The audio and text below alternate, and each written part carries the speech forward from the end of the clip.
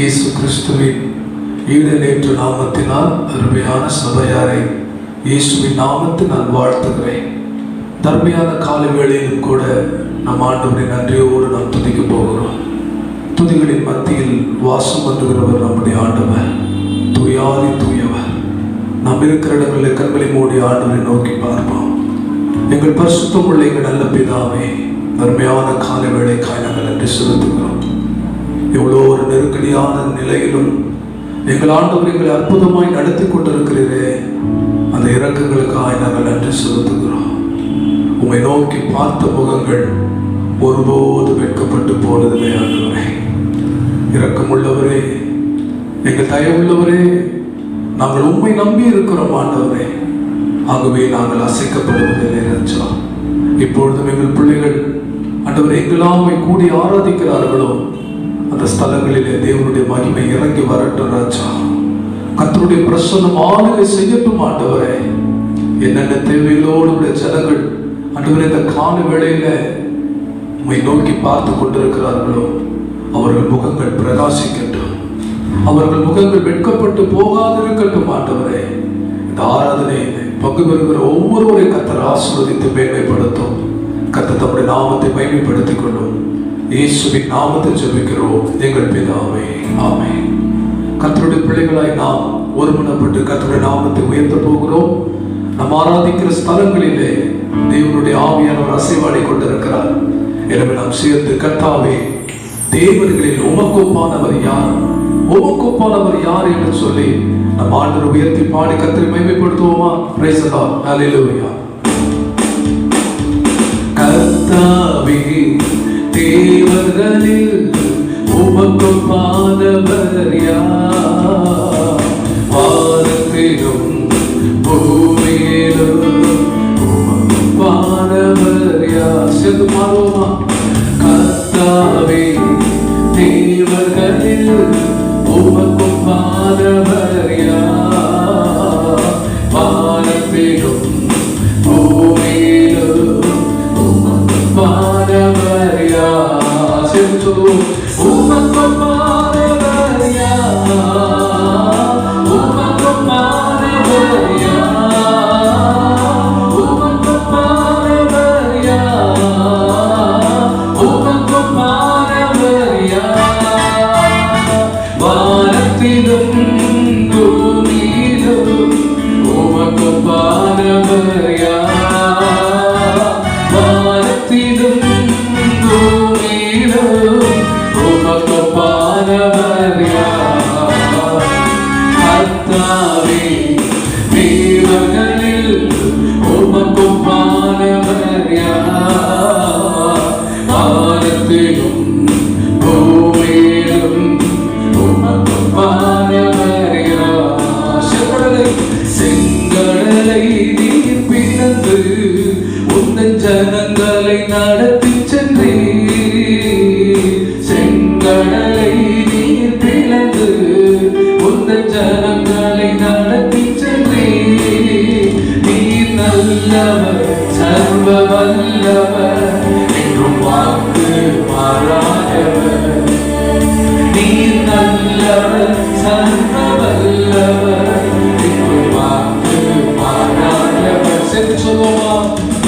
உமக்கொப்பானவர் யார், இயேசுவே உமக்கொப்பானவர் யார், உமக்கொப்பானவர் யார், உமக்கொப்பானவர்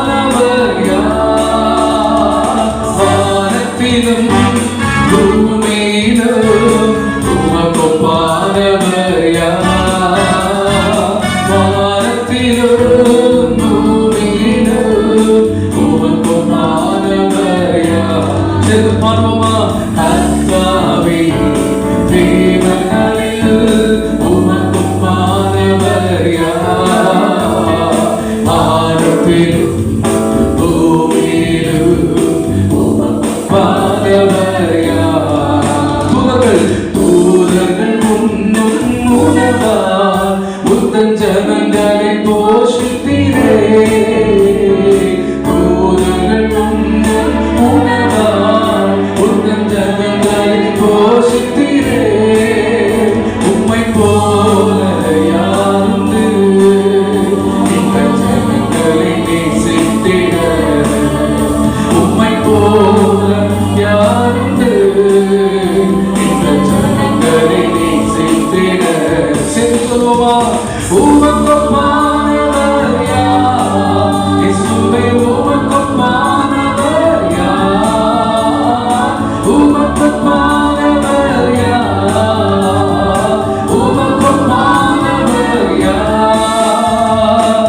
வானத்திலும் பூமியிலும் உமக்கொப்பானவர் யார்? வானத்திலும் பூமியிலும் உமக்கொப்பானவர் யார்? கர்த்தாவே, கர்த்தாவே, தேவர்களில் உமக்கொப்பானவர் யார்?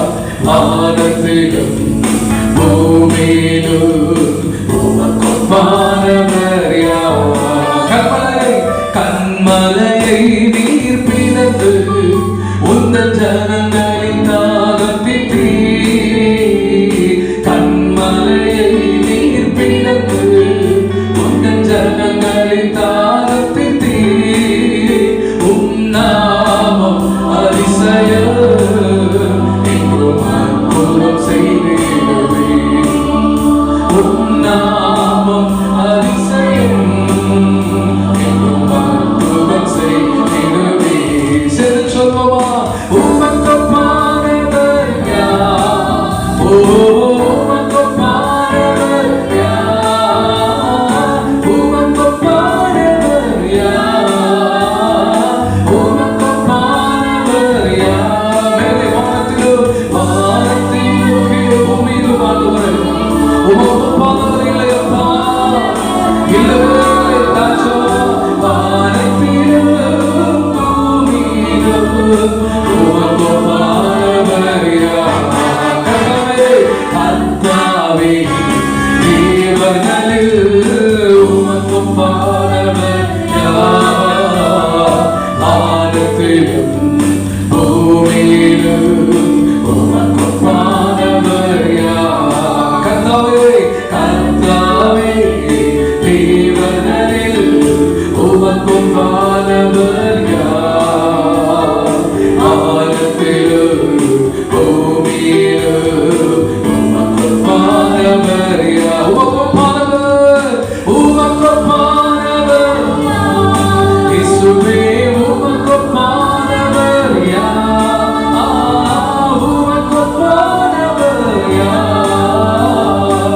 உமக்கொப்பானவர் யார்? சொல்லுவா வானத்திலும் பூமியிலும் உமக்கொப்பானவர் யார்? வானத்திலும் பூமியிலும் உமக்கொப்பானவர் யார்? வானத்திலும் வானத்திலும் பூமியிலும் உமக்கொப்பானவர் யார்? வானத்திலும் பூமியிலும் உமக்கொப்பானவர் யார்? ஹல்லேலூயா, ஆமென். மேலே வானத்திலும் கீழே பூமியிலும் நம்முடைய ஆண்டவருக்கு நிகரானவர்கள் யாருமே இல்லை. எத்தனை பேர் நம்புறீங்க? சொல்லுங்க ஹல்லேலூயா. கர்த்தாவே, நீ மாட்சிமை நிறைந்தவர் ஆண்டவரே. கன மகிமைக்கெல்லாம் நீர் என்றென்றும் பாத்திரர் ஆண்டவரே. ஆமென். மகத்துவம் பேர் புகழும் உங்கள் கரத்தில் இருக்கிறது ஆண்டவரே.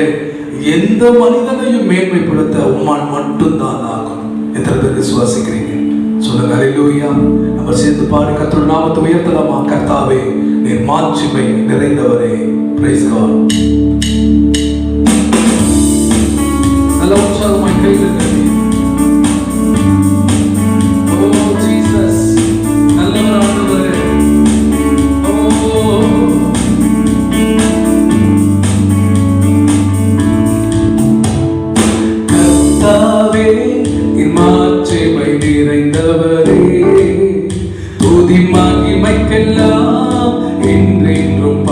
பாத்திரரே. கர்த்தாவே நீர் மாட்சிமை நிறைந்தவரே, துதி மகிமைக்கெல்லாம் என்றென்றும் பாத்திரரே. உந்தன் நாமம் உயர்த்தி பாடி ஆராதிப்பே ஆராதிப்பே. உந்தன் நாமம் உயர்த்தி பாடி ஆராதிப்பே. கரங்களை அசைத்து சொல்லுவோமா? ஆராதனை ஆராதனை ஆராதனை ஆராதனை. உந்தன் நாமம் உயர்த்தி பாடி சொல்வோம் ஆராதிப்பே. உந்தன் நாமம் உயர்த்தி பாடி ஆராதிப்பே. மகத்துவமும் மகத்துவமும் பேர்புகழும் உம் கரத்தில் இருக்கிறதே. சொல்வோம் மகத்துவமும் பேர்புகழும் உம் கரத்தில் இருக்கிறதே. எந்த மனிதனையும் மேன்மைப்படுத்த உம்மாலாகுமே. எந்த மனிதனையும் சொல்வோம் மேன்மைப்படுத்த உம்மாலாகுமே. ஆராதனை இயேசுவே ஆராதனை. I will worship Jesus. ஆராதனை ஆராதனை. உந்தன் நாமம் உயர்த்தி பாடி ஆராதிப்பே. இயேசுவே உந்தன் நாமம் உயர்த்தி பாடி ஆராதிப்பே. ஐஸ்வர்யமும் ஆனந்தமும் ஐஸ்வர்யமும் ஆனந்தமும் உம் கரத்தில் இருக்கிறதே. ஐஸ்வர்யமும் ஆனந்தமும் உம் கரத்தில் இருக்கிறதே. எந்த மனிதனும் எந்த மனிதனையும் உயர்த்திடவே உம்மால் ஆகுமே. எந்த மனிதனையும் உயர்த்திடவே உம்மால் ஆகுமே. ஆராதனை இயேசுவே ஆராதனை. உங்கள் நாமத்திற்கு மகிமை. ஆராதனை ராஜா ஆராதனை. உந்தன் நாமம் உயர்த்தி பாடி ஆராதிப்பே ஆராதிப்பே. இயேசுவே உந்தன் நாமம் உயர்த்தி பாடி ஆராதிப்பே. சத்தியமும் ஜீவனுமே உம் கரத்தில் இருக்கின்றதே. சத்தியமும் ஜீவனுமே உம் கரத்தில் இருக்கிறது. உம் கரத்தில் இருக்கின்றதே. எந்த மனிதன் எந்த மனிதனையும் விடுவித்திட உம்மாலாகுமே. எந்த மாதிரி சத்தியத்தை அறிவீர்கள், அந்த சத்தியம் உங்களை விடுதலையாக்கும். உம்மாலாகுமே. ஆராதனை இயேசுவே ஆராதனை ஆராதனை ஆராதனை. உந்தன் நாமம் உயர்த்தி பாடி ஆராதிப்பே ஆராதிப்பே. உந்தன் நாமம் உயர்த்தி பாடி ஆராதிப்பே. கர்த்தாவே நீர் மாட்சிமை. கர்த்தாவே நீர் மாட்சிமை நிறைந்தவரே, துதி மகிமைக்கெல்லாம் என்றென்றும் பாத்திரரே. கர்த்தாவே நீர் மாட்சிமை நிறைந்தவரே, கரம் மகிமைக்கெல்லாம் என்றென்றும் பாத்திரரே. உந்தன் நாமம் உயர்த்தி பாடி ஆராதிப்பே ஆராதிப்பே. உயர்த்தி பாடி ஆராதிப்பே. சேர்ந்து சொல்லுவோம், ஆராதனை ஆராதனை உமக்கு ராஜா, ஆராதனை. நாமத்தை பிரஸ்தாபப்படுத்துக எந்த ஸ்தானத்திலும் நான் உன்னிடத்தில் வந்து உன்னை ஆசீர்வதிப்பேன். ஓ ஜீசஸ் ஜீசஸ், ஆராதனை ஆராதனை மகிமையானவரே, ஆராதனை ஆராதனை ஆராதனை. உந்த நாமம் உயர்த்தி பாடி ஆராதிப்பே ஆராதிப்பே. உந்த நாமம் உயர்த்தி பாடி ஆராதிப்பே. நல்ல உற்சாகமாய் கைகளை தட்டி ஹல்லேலூயா ஹல்லேலூயா ஹல்லேலூயா ஹல்லேலூயா. நீ நல்லவர் ஆண்டவரே. ஆமென். நம்முடைய ஆண்டவரை போல நல்லவர் யாருமே இல்லை. கர்த்தரை நான் எக்காலத்திலும் ஸ்தோத்தரிப்பேன் ஸ்தோத்தரிப்பேன். அவர் புகழ் எப்பொழுதும் என் நாவில் ஒலித்திருந்தே. ஆனந்தமே பேரின்பமே. ஆமென். 34ஆம் சங்கீதம் முதல் வசனம் சொல்லுகிறது, கர்த்தரை நான் எக்காலத்திலும் ஸ்தோத்தரிப்பேன். அவர் துதி எப்பொழுதும் என் வாயில் இருக்கும். கர்த்தரை ஸ்தோத்தரிக்கிற ஜனம், கர்த்தரை துதிக்கிற ஜனம் ஒரு நாளும் வெட்கப்பட்டு போனதே இல்லை.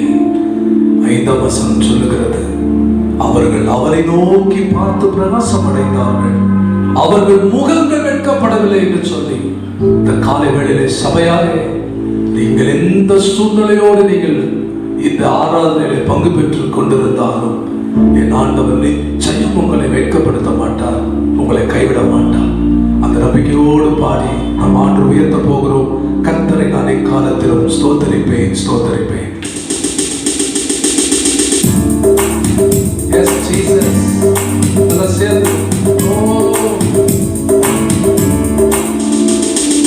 கர்த்தரை நான் எக்காலத்திலும் ஸ்தோத்தரிப்பேன் ஸ்தோத்தரிப்பேன். அவர் புகழ் எப்பொழுதுமே என் நாவில் ஒலித்திடுதே. கர்த்தரை நான் எக்காலத்திலும் ஸ்தோத்தரிப்பேன் ஸ்தோத்தரிப்பேன். அவர் புகழ் எப்பொழுதுமே என் நாவில் ஒலித்திடுதே. ஆனந்தமே ஆனந்தமே இன்பமே ஆனந்தமே பாடுவோமே. ஆனந்தமே இன்பமே ஆனந்துடன் உங்கள் பாடுவோமே. ஆனந்தமே இன்பமே ஆனந்துடன் உங்கள் பாடுவோமே. நல்லவர் வல்லவர் காண்டவர் காப்பவர் கர்த்தரை நான் காலத்திலும் ஸ்தோத்தரிப்பேன் ஸ்தோத்தரிப்பேன். அவர் புகழ் எப்பொழுதுமே என் நாவில் ஒலித்திடுதே.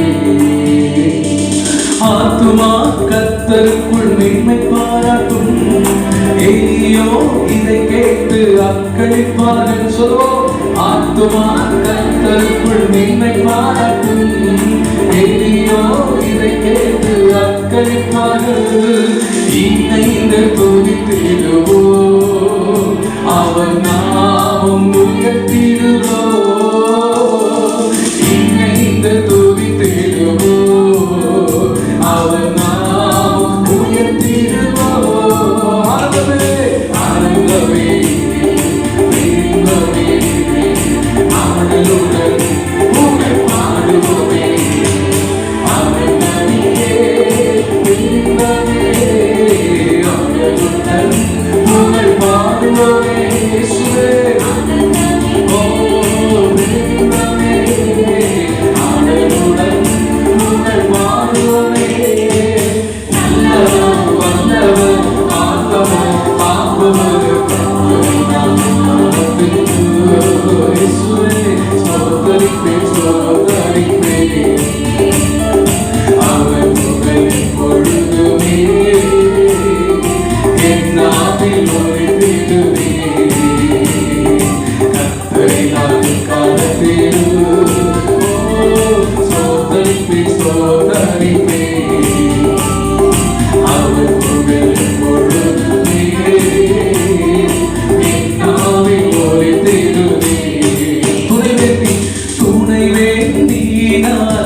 கொண்டாடினேன்.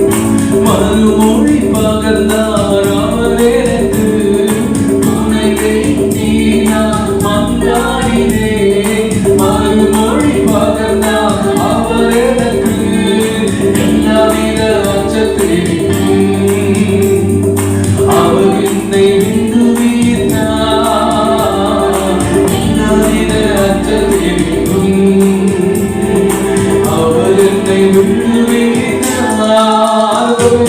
ஆனந்தமே இன்பமே ஆடலுடன் உம்மை பாடுவோமே. ஆனந்தமே இன்பமே ஆடலுடன் உம்மை பாடுவோமே. இயேசுவே ஆனந்தமே இன்பமே ஆடலுடன் உம்மை பாடுவோமே.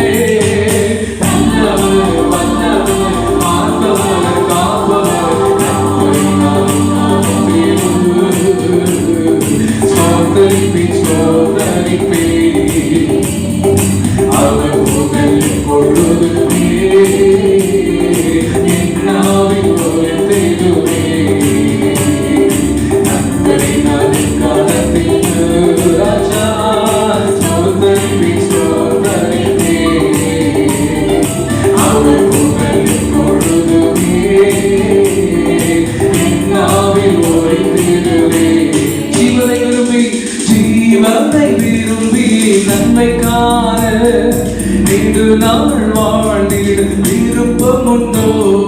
ஜீவனை விரும்பி நன்மை காண நெடுநாள் வாழ்ந்திட நீடு நாள் வாழ்ந்திட விருப்பம் உண்டோ? தீய சொல் வஞ்சகம் மொழி நம்மை விட்டு விலகுமோ? நம்மை விட்டு விட கர்த்தருக்கு பிரியமில்லாத காரியங்கள் புரியட்டும். தீய சொல் வஞ்சகம் மொழி இயேசுவே நம்மை விட்டு விலக்கிடுமோ? ஆனந்தமே ஆனந்தமே இன்பமே ஆடலுடன் உம்மை பாடுவோமே. ஆனந்தமே இன்பமே ஆடலுடன் இயேசுவே ஓ ஆனந்தமே இன்பமே ஆடலுடன் உம்மை பாடுவோமே.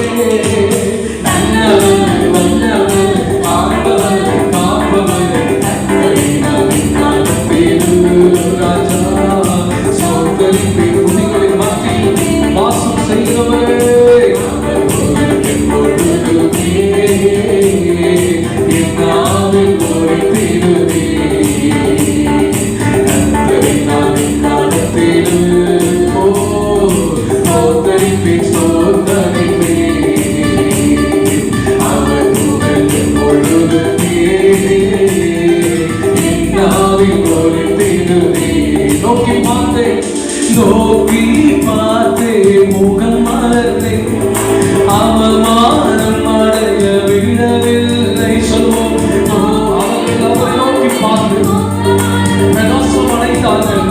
அவருக்கு முகங்கள் ஒருவர் வைக்கப்பட்டு போவதில்லை. பூமி அழைத்தேனார் செவி சாய்த்து பயம் நீக்கினார். யாரெல்லாம் நோக்கி கூப்பிடுகிறார்களோ அவர்கள் பயங்கள் நீக்கிறப்பா பயம் நீக்கினார். ஆனந்தமே இன்பமே ஆடலுடன் உம்மை பாடுவோமே. ஆனந்தமே இன்பமே ஆடலுடன் உம்மை பாடுவோமே. ஆனந்தமே இன்பமே ஆடலுடன் உம்மை பாடுவோமே.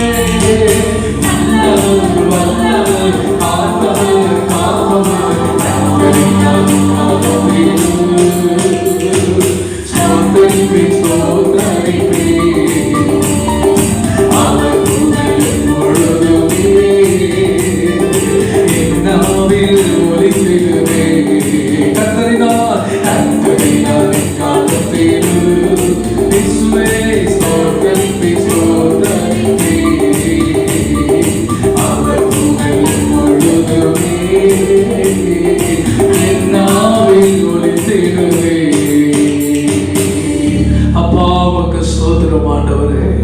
அப்பா உமக்கு ஸ்தோத்திரம் ஸ்தோத்திரம் ஸ்தோத்திரம்.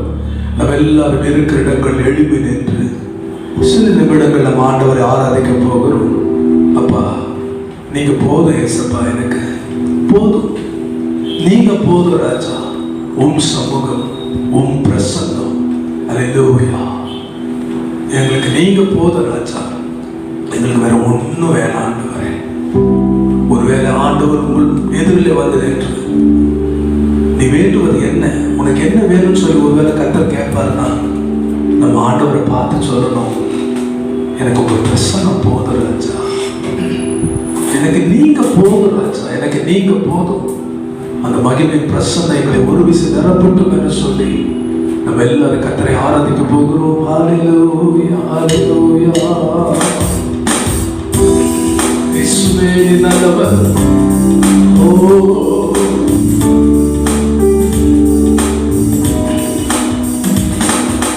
போதும், எங்க போதும், உம் சமூகம், உம் பிரசன்னம், உம் சமூகம், உம் பிரசன்னம், எப்போதும் நீதானையா, என் முன்னே நீதானையா, எப்போதும் நீதானையா, என் முன்னே நீதானையா, ஏசையா என் மீட்பரே, ஏசையா என் மீட்பரே, நீதானையா, என் முன்னே நீதானையா, எப்போதுவா நீதானையா, என் முன்னே நீதானையா, போதும் போதும், உம் சமூகம், உம் பிரசன்னம், உம் சமூகம், உம் பிரசன்னம், உம் விருப்பம் செய்வதுதான் என் வாழ்வின் ஏகமையா, உம் விருப்பம் செய்வதுதான் என் வாழ்வின் ஏகமையா, இதுதானே என் உணவு, இதற்காகத்தான் உயிர் வாழ்கிறேன். சொல்வோம், இதுதானே என் உணவு,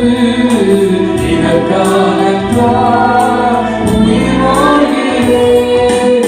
ஏசையா என் மீட்பரே, ஏசையா என் மீட்பரே, இதுதானே என் உணவு, இதற்காகத்தான் உயிர் வாழ்கிறேன். சொல்லுவா, இதுதானே உணவு, இதற்காகத்தான் உயிர் வாழ்கிறேன். போதும் போதும், உம் சமூகம், உம் பிரசன்னம், உம் சமூகம், உம் பிரசன்னம், என் ஆன்மா உம் பிரசன்னத்திற்காக ஏங்கினீனம் தவிக்கின்றது. சொல்லுவா, என் ஆன்மா உம் பிரசன்னத்திற்காக ஏங்கினீனம் தவிக்கின். ஜீவனுள்ள ஜீவனுள்ள என் தேவனே, என் பாதையெல்லாம் உம்மைதானே, ஜீவனுள்ள என் தேவனே, பாதையெல்லாம் உம்மைதானே, ஏசையா என் மீட்பரே, ஏசையா என் மீட்பரே, ஜீவனுள்ள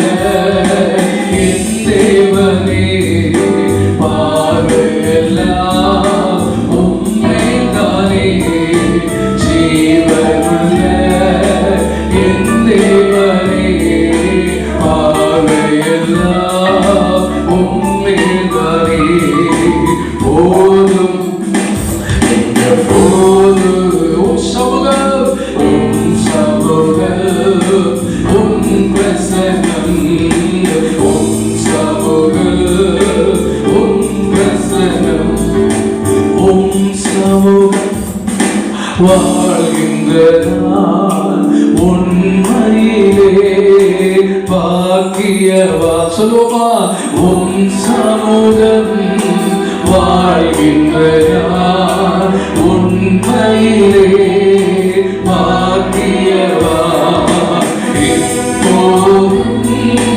உம்மை துதிப்பேன் எந்நேரமும் உம்மில் மகிழ்வேன் எப்போதும் உம்மை துதிப்பேன் எந்நேரமும் உம்மில் மகிழ்வேன் ஏசையா என்னை பரே சொல்லுவா ஏசையா என்னை சரே போது உம்மை துதிப்பேன் எந்நேரமும் உம்மில் மகிழ்வேன் எப்போது இயேசுவே உம்மை துதிப்பேன் எந்நேரமும் உம்மில் மகிழ்வேன் போதும் எங்கள் போதும் உம் சமூகம் உம் பிரசன்னம் உம் சமூகம் உம் உலக வாழ்வை விட உம் சமூகம் மேலானது சொல்லுமா உலக வாழ்வை விட உம் சமூகம் மேலா வெள்ளத்தின் மேல் பலனடைந்து வெள்ளத்தின் மேலே பலனடைந்து வருகையிலே உம்மை காண்பேன் வெள்ளத்தின் மேலே உம்மை காண்பேன் ஆண்டவரே வருகையிலே உம்மை காண்பேன் ஏசையா என் மீட்பரே ஏசையா என் மீட்பரே வெள்ளத்தின் மேலே பலனடைந்து வருகையிலே உம்மை காண்பேன் சொல்லுவோம் வெள்ளத்தின் மேலே பலனடைந்து வருகையிலே உம்மை காண்பேன் போது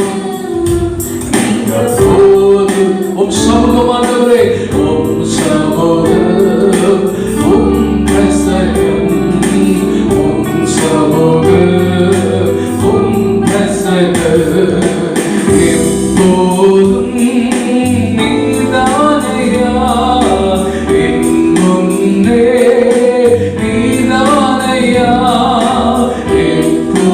எப்போதும் நீதானையா என் முன்னே நீதானையா ஏசையா என் மீட்பரே ஏசையா என் மீட்பரே எப்பொழுதும் நீதானையா சொல்லு என் முன்னே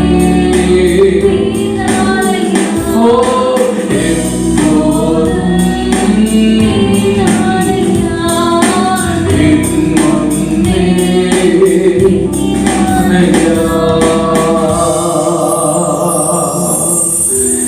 எப்பொழுதும் நீதானே உயர்த்தி சொல்ல முடியுமா என் முன்னே நீதானையா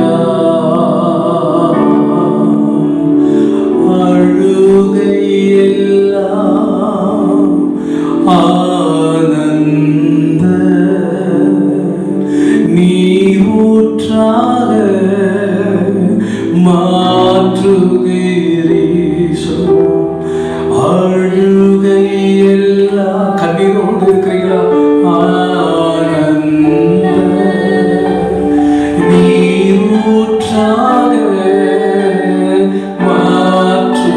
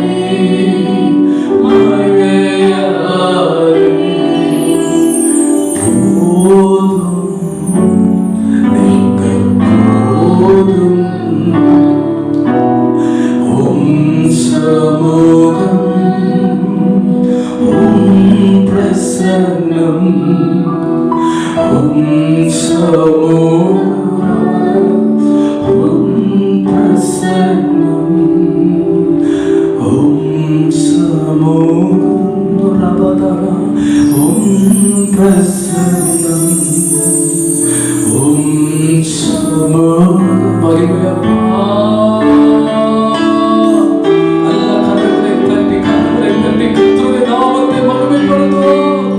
கர்த்தருடைய பிரசன்னம் பர்வதங்களை மெழுகு போல உருகப்படும். கர்த்தருடைய பிரசன்னம் பர்வதங்களை மெழுகு போல உருகப்படும். உன் வாழ்க்கையில் என்ன பர்வதங்கள் உனக்கு எதிராக நின்றாலும் இந்த கர்த்தருடைய பிரசன்னத்தினால் எல்லாம் உருகி போவதாக, உருகி போவதாக, உருகி போவதாக. உம்முடைய சமூகம், உம்முடைய பிரசன்னம் எங்களுக்கு முன்பதாய் கடந்து செல்லட்டும் ஆண்டவரே. கர்த்தாவே, உடைய நாமம் மட்டும் மகிமைப்படுத்திக் கொள்வோம். எங்களை தாழ்த்துகிறோம், பெருமையாக்குகிறோம். இயேசுவின் நாமத்தில் ஜெபிக்கிறோம் எங்கள் நல்ல பிதாவே. ஆமென், ஆமென், ஆமென். 64ஆம் சங்கீதத்தை நாம் மாறி மாறி வாசிக்க போகிறோம். 1 முதல் 10 வசனங்கள் வரைக்கும் நாம் மாறி மாறி வாசிப்போம். தேவனே, என் விண்ணப்பத்தில் என் சத்தத்தை கேட்டருளும். சத்ருவா ஒரு பயத்தை நீக்கி என் பிராணனை காத்தருளும். துன்மார்க்கர் செய்யும் ரகசிய ஆலோசனைக்கும் அக்கிரமக்காரருடைய கலகத்துக்கும் என்னை விலக்கி மறைத்தருளும். அவர்கள் தங்கள் நாவை பட்டயத்தை போல் கூர்மையாக்கி மறைவுகளில் உத்தமன் மேல் எய்யும் பொருட்டு கசப்பான வார்த்தைகளாகிய தங்கள் அம்புகளை நாணேற்றுகிறார்கள். சற்றும் பயமின்றி சடுதியில் அவன் மேல் எய்கிறார்கள். அவர்கள் பொல்லாத காரியத்தில் தங்களை உறுதிப்படுத்திக் கொண்டு மறைவான கன்னிகளை வைக்க ஆலோசனை பண்ணி அவைகளை காண்பவன் யார் என்கிறார்கள். அவர்கள் நியாயக்கேடுகளை ஆய்ந்து தேடி தந்திரமான யோசனை நிறைவேறும்படி பிரயத்தனம் பண்ணுகிறார்கள். அவர்களில் ஒவ்வொருடைய உட்கருத்தும் இருதயம் ஆழமாய் இருக்கிறது. ஆனாலும் தேவன் அவர்கள் மேல் அம்புகளை எய்வார். சடுதியாய் அவர்கள் காயப்படுவார்கள். அவர்கள் தள்ளப்பட்டு கீழே விழும்படி அவர்கள் நாவுகளாலே அவர்களை கெடுக்கும். அவர்களை காண்கிற யாவர் ஓடி போவார்கள். எல்லா மனுஷரும் பயந்து தேவனுடைய செயலை அறிவித்து அவர் கிரியைகளை உணர்ந்து கொள்வார்கள். நாம் சேர்ந்து வாசிப்போம். நீதிமான் கர்த்தருக்குள் மகிழ்ந்து அவரை நம்புவான். செம்மையான இருதயம் உள்ளவர்கள் யாவரும் மேன்மை பாராட்டுவார்கள். 10ஆம் வசனம் சொல்லுகிறது, நீதிமான் கர்த்தருக்குள் மகிழ்ந்து அவரை நம்புவான். ஒரு கர்த்தருடைய பிள்ளைக்கு சந்தோஷம் என்னன்னு சொன்னா கர்த்தருக்குள் அல்லேலூயா அவரை நம்புவான். செம்மையான இருதயம் உள்ள யாவரும் மேன்மை பாராட்டுவார்கள். God bless you.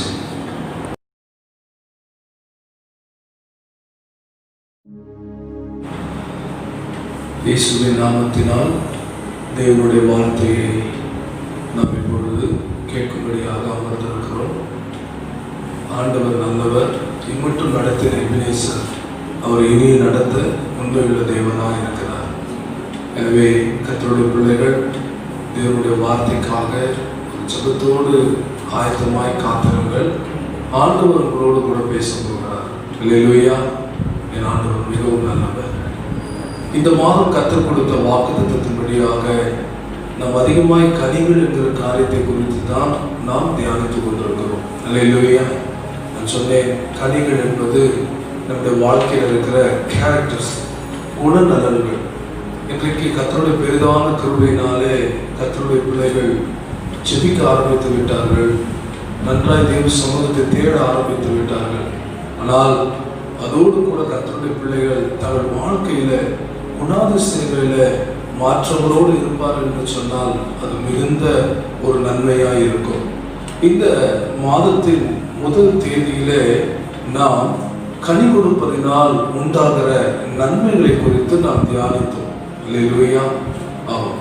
கடந்த ஞாயிற்றுக்கிழமை 5ஆம் தேதி நாம் கனி கொடுப்பதினால் அந்த 2வது கனி சந்தோஷம் என்கிற அந்த கனி, எப்பொழுதும் சந்தோஷமா இருங்கள் என்கிற அந்த தலைப்பிலே உங்களோடு கூட நான் பேசினேன். இந்த நாளிலே கூட நான் உங்களோட என்ன பேச போகிறேன் என்று சொன்னால், நாம் வாசிப்போம் மத்தேயு எழுதின சுவிசேஷம் 3ஆம் அதிகாரம் 7, 8, 9 நாம் வாசிக்க போகிறோம். பரிசேயரிலும் சதுசேயரிலும் அநேகர் தன்னிடத்தில் ஞானஸ்நானம் பெறும்படி வருகிறதை அவன் கண்டு, விரியன் பாம்பு குட்டிகளே, வரும் கோபத்துக்கு தப்பித்துக் கொள்ள உங்களுக்கு வகை காட்டினவன் யார்? மனம் திரும்புதலுக்கு ஏற்ற கனிகளை கொடுங்கள். ஆபிரகாம் எங்களுக்கு தகப்பன் என்று உங்களுக்குள்ளே சொல்லிக் கொள்ள நினையாதிருங்கள்.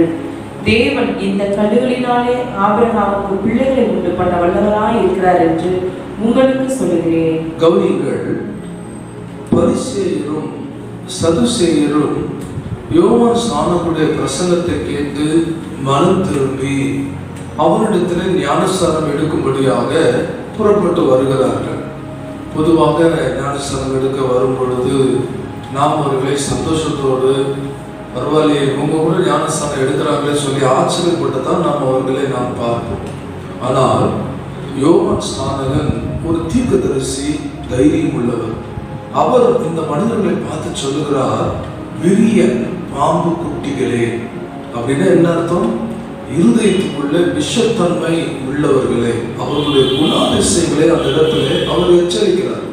இன்றைக்கும் கூட அநேக கர்த்தருடைய பிள்ளைகள் ஞானஸ்நானம் எடுக்கிறார்கள், கர்த்தருடைய பிள்ளைகளாய் மாற்றப்படுகிறார்கள். ஆனால் அவருடைய இருதயத்தில சுபாவங்களிலே இன்னும் விஷத்தன்மை உள்ளவர்களாகத்தான் அநேகர் காணப்படுகிறார்கள். எனவே தான் அந்த யோவான் ஸ்நானகன் அவர்களை எச்சரிக்கிறதை, அவர் மறைமுகமாக இல்லை, நேரடியாக எச்சரிக்கிறதை நாம் பார்க்கிறோம். அதோடு மாத்திரமல்ல, 9ஆம் வசனத்துல அவன் சொல்லுகிறான், ஆபிரகாம் எங்களுக்கு தகப்பன், நாங்கள் ஆபிரகாமுடைய சந்ததி என்று நீங்கள் சொல்ல தொடங்காதீர்கள். அல்லேலூயா. ஆபிரகாம் எங்களுக்கு தகப்பன். சில பேர் சொல்லுவாங்க பார்த்தீங்களா, நாங்கள் ஆதி கிறிஸ்தவர்கள், நாங்கள் பரம்பரையிலிருந்தே ரொம்ப கிறிஸ்தவர்களாய் வாழ்ந்த ஒரு குடும்பம், நாங்கள் பிறப்பே கிறிஸ்தவர்கள் என்று சொல்லி தன்னுடைய அந்த காரியங்களை பெருமையாய் பேசுகிறதை நாம் பார்க்கிறோம். அல்லேலூயா. ஆமாம், ஆகவேதான் சொல்றாரு, நீங்க சொல்லாதீங்க ஆபிரகாமுடைய பிள்ளைகள் என்று நீங்கள் சொல்லாதீங்க. எனவே தான் 8ஆம் வசனத்திலே அவர் சொல்லுகிறார், நீங்கள் மனம் திரும்புதலுக்கு ஏற்ற கனிகளை கொடுங்கள் என்று சொல்லி, மனம் திரும்புதலுக்கு ஏற்ற கனிகளை கொடுங்கள் என்று அங்கு வேதம் சொல்லுகிறது. மனம் திரும்புதல் என்கிற வார்த்தைக்கு அதை நாம் பிரித்து பார்ப்போம் என்று சொன்னால், மனம் திரும்புதல், மனம் பிளஸ் திரும்புதல். மனமானது ஒரு நிலைமையிலிருந்து இன்னொரு நிலைமைக்கு மாறுதல் என்று அர்த்தம். உதாரணமாக, ஒரு குறிப்பிட்ட எண்ணத்திலிருந்து ஒரு குறிப்பிட்ட காரியத்திற்கு மாறுதல், ஒரு குறிப்பிட்ட செய்கையிலிருந்து மாறுதல், ஒரு குறிப்பிட்ட வாழ்க்கையிலிருந்து மாறுதலுக்கு பேர் தான் மனம் திரும்புதல். நான் பழைய நிலைமையிலே நான் இருக்கிறேன் என்று சொன்னால் நான் மனம் திரும்பவில்லை என்றுதான் அர்த்தம். உதாரணமாக, மத்தேயு சுவிசேஷம் 4ஆம் அதிகாரம் 18 to 22 வரைக்கும். இயேசு கலிலேயா கடலோரமாய் நடந்து போகையில் மீன் பிடிக்கிறவர்களாய் இருந்த 2 சகோதரராகிய பேதுரு எண்ணப்பட்ட சீமோனும் அவன் சகோதரன் அந்திரேயாவும் கடலில் வலை போட்டு கொண்டிருக்கிற போது அவர்களை கண்டு, என் பின்னே வாருங்கள், உங்களை மனுஷரை பிடிக்கிறவர்களாக்குவேன் என்றார். உடனே அவர்கள் வலைகளை விட்டு அவருக்கு பின் சென்றார்கள். அவர் அவ்விடம் விட்டு போகையில் வேறு 2 சகோதரராகிய செபதேயுவின் மகன் யாக்கோபும் அவன் சகோதரன் யோவானும் தங்கள் தகப்பன் செபதேயுடைய படவில் இருந்து தங்கள் வலைகளை பழுது பார்த்து கொண்டிருக்கிற போது அவர்களை கண்டு அவர்களையும் அழைத்தார். உடனே அவர்கள் படவையும் தங்கள் தகப்பனையும் விட்டு அவருக்கு பின் சென்றார்கள். கவனிங்கள், வாசிக்கப்பட்ட அந்த வேத வசனத்தில் 2 காரியங்களை நாம் பார்க்கிறோம். முதலாவதாக 19ஆம் வசனத்திலே இயேசு பேதுருவையும் அவன் சகோதரனாகிய அந்திரேயாவையும் கர்த்தர் அழைக்கிறார். இயேசு அப்படியா என் பின்னே வாருங்கள் என்று அவர்களை அவர் அழைக்கும் பொழுது அங்க என்ன நடக்குதுன்னு சொன்னா, அவர்கள் தங்களுடைய வலைகளை விட்டு ஆண்டவரை பின்பற்றுகிற ஒரு காரியத்தை நாம் பார்க்கிறோம். அதோடு மாத்திரமல்ல, அதற்கு பிறகு 21ஆம் வசனத்துல யாக்கோபையும் அவன் சகோதரனாகிய யோவானையும் கூட ஆண்டவர் அவர்களை அழைக்கிறார். அப்போ அவர்களை அழைக்கும் பொழுது 22ஆம் வசனத்துல வாசிக்கிறோம், அவர்களும் அவர்கள் படகையும் கூடவே சேர்த்து தங்கள் தகப்பனையும் விட்டு அவருக்கு பின் சென்றார்கள். அப்ப என்ன அர்த்தம் சொன்னா, இயேசுவை பின்பற்றுதல் என்று சொல்லும் பொழுது ஒரு காரியத்தை நாம் நேசிக்கிற, இதற்கு முன்பதாக நாம் செய்த சில காரியங்களை விட்டுதான் நாம் இயேசுவை என்ன பண்ண முடியும், பின்பற்ற முடியும். ஒருவேளை பேதுருவும் அந்திரேயாவும் இல்லை, நாங்கள் எங்கள் வலையும் கூட சேர்த்து கொண்டு வரோம் அப்படின்னு அவங்க சொல்லியிருக்கலாம் இல்லையா? ஒருவேளை இங்க யாக்கோபு யோவானை குறித்து பார்க்கிறோம், தங்கள் தகப்பனே நாங்கள் கூட கூட்டு வரோம்னு சொல்லியிருக்கலாம். ஆனால் அப்படி ஒரு காரியத்தோடு கூட நம்ம ஆண்டவர் என்ன பண்ண முடியாது, பின்பற்ற முடியாது. அப்போ உண்மையான ஒரு மனம் திரும்புதல் என்கிற வார்த்தைக்கு மனம் திருந்துதல் என்றும் சொல்லலாம், மனம் மாறுதல் என்றும் சொல்லலாம். அல்லேலூயா. அதனால்தான் யோவான் சாணகன் சொல்றாரு, மனம் திரும்புதலுக்கு ஏற்ற கனிகளை கொடுங்கள் என்று சொல்லுகிறார். இதில் சொல்லப்படுகிறது மனம் என்று சொல்லும்போது அது உள்ளானது, அது மைண்ட், அது வெளியே யாருக்குமே தெரியாது. ஆனால் கனிகள் என்று சொல்லும் பொழுது அது வெளியிலே தெரியக்கூடிய ஒன்று, அதுதான் நம்முடைய கேரக்டர். ஸோ நம்ம மனதில் உள்ளத்தில் ஏற்படுகிற ஒரு மாற்றம் தான் வெளியில கனிகளாய், அதாவது நம்முடைய நடக்கை, பேச்சு, செயல் மூலமாக வெளிப்படுகிறது. ஒரு பழமொழி சொல்லுவாங்க, அகத்தின் அழகு முகத்துல தெரியும் சொல்லுவாங்க. அப்ப நம்ம உள்ளத்துக்குள்ள இருக்கிறது வெளியே தெரியும் சொல்ல. அதனாலதான் ஒரு உதாரணம் சொல்லுகிறேன். ஆதியாகமம் 4ஆம் அதிகாரம் 3-8 வரைக்கும் நீங்கள் வாசிப்பீர்கள் என்று சொன்னால், சில நாள் சென்ற பின்பு காயின் நிலத்தின் கனிகளை கர்த்தருக்கு காணிக்கையாக கொண்டு வந்தான். ஆபேலும் தன் மந்தையின் தலையீற்றுகளிலும் அவைகளின் கொழுமையானவைகளிலும் சிலவற்றை கொண்டு வந்தான். ஆபேலையும் அவன் காணிக்கையும் கர்த்தர் அங்கீகரித்தார், காயினையும் அவன் காணிக்கையும் அவர் அங்கீகரிக்கவில்லை. அப்பொழுது காயினுக்கு மிகவும் எரிச்சல் உண்டாகி அவன் முகநாடி வேறுபட்டது. அப்பொழுது கர்த்தர் காயினை நோக்கி, உனக்கு ஏன் எரிச்சல் உண்டாயிற்று? உன் முகநாடி ஏன் வேறுபட்டது? நீ நன்மை செய்தால் மேன்மை இல்லையோ? நீ நன்மை செய்யாதிருந்தால் பாவம் வாசற்படியில் படுத்திருக்கும். அவன் ஆசை உன்னை பற்றி இருக்கும், நீ அவனை ஆண்டு கொள்ளுவாய் என்றார். காயின் தன் சகோதரனாகிய ஆபேலோடு பேசினான். அவர்கள் வயல்வெளியில் இருக்கும் சமயத்தில் காயின் தன் சகோதரனாகிய ஆபேலுக்கு விரோதமாய் எழும்பி அவனை கொலை செய்தான். கர்த்தர் காயினை நோக்கி, உன் சகோதரனாகிய ஆபேல் எங்கே என்றார். அதற்கு அவன், நான் அறியேன், என் சகோதரனுக்கு நான் காவலாளியோ என்றான். கவனிங்க, இந்த சம்பவம் உங்களுக்கு நல்லா தெரியும். ஆதாமுக்கு 2 பிள்ளைகள் பிறக்கிறார்கள். ஒருவன் காயின், மூத்தவன், இளையவன் ஆபேல். இந்த 2 பேரும் பார்த்தீங்கன்னா ஒரே தொழில் செய்யல, 2 பேரும் வேறு வேறு தொழில் செய்கிறார்கள். இதில் காயின் நிலங்களை பயிரிடுகிறவனாய் காணப்படுகிறான். ஆபேல் அவன் மந்தைகளில் மேய்க்கிறவனாய் காணப்படுகிறான். 2 பேரும் வேறு வேறு தொழில் செய்கிறார்கள். ஒரு நாள் இவர்கள் 2 பேரும் ஆண்டவருக்கு காணிக்கை கொடுக்கும்படி தங்களுடைய காரியங்களை கொண்டு வருகிறார்கள். அப்படி கொண்டு வரும் பொழுது காயின் பாருங்க, எப்பவும் போல தன் நிலத்தில் விளைந்த சிலவற்றை கொண்டு ஆண்டவருக்கு பலியிடுகிறான்.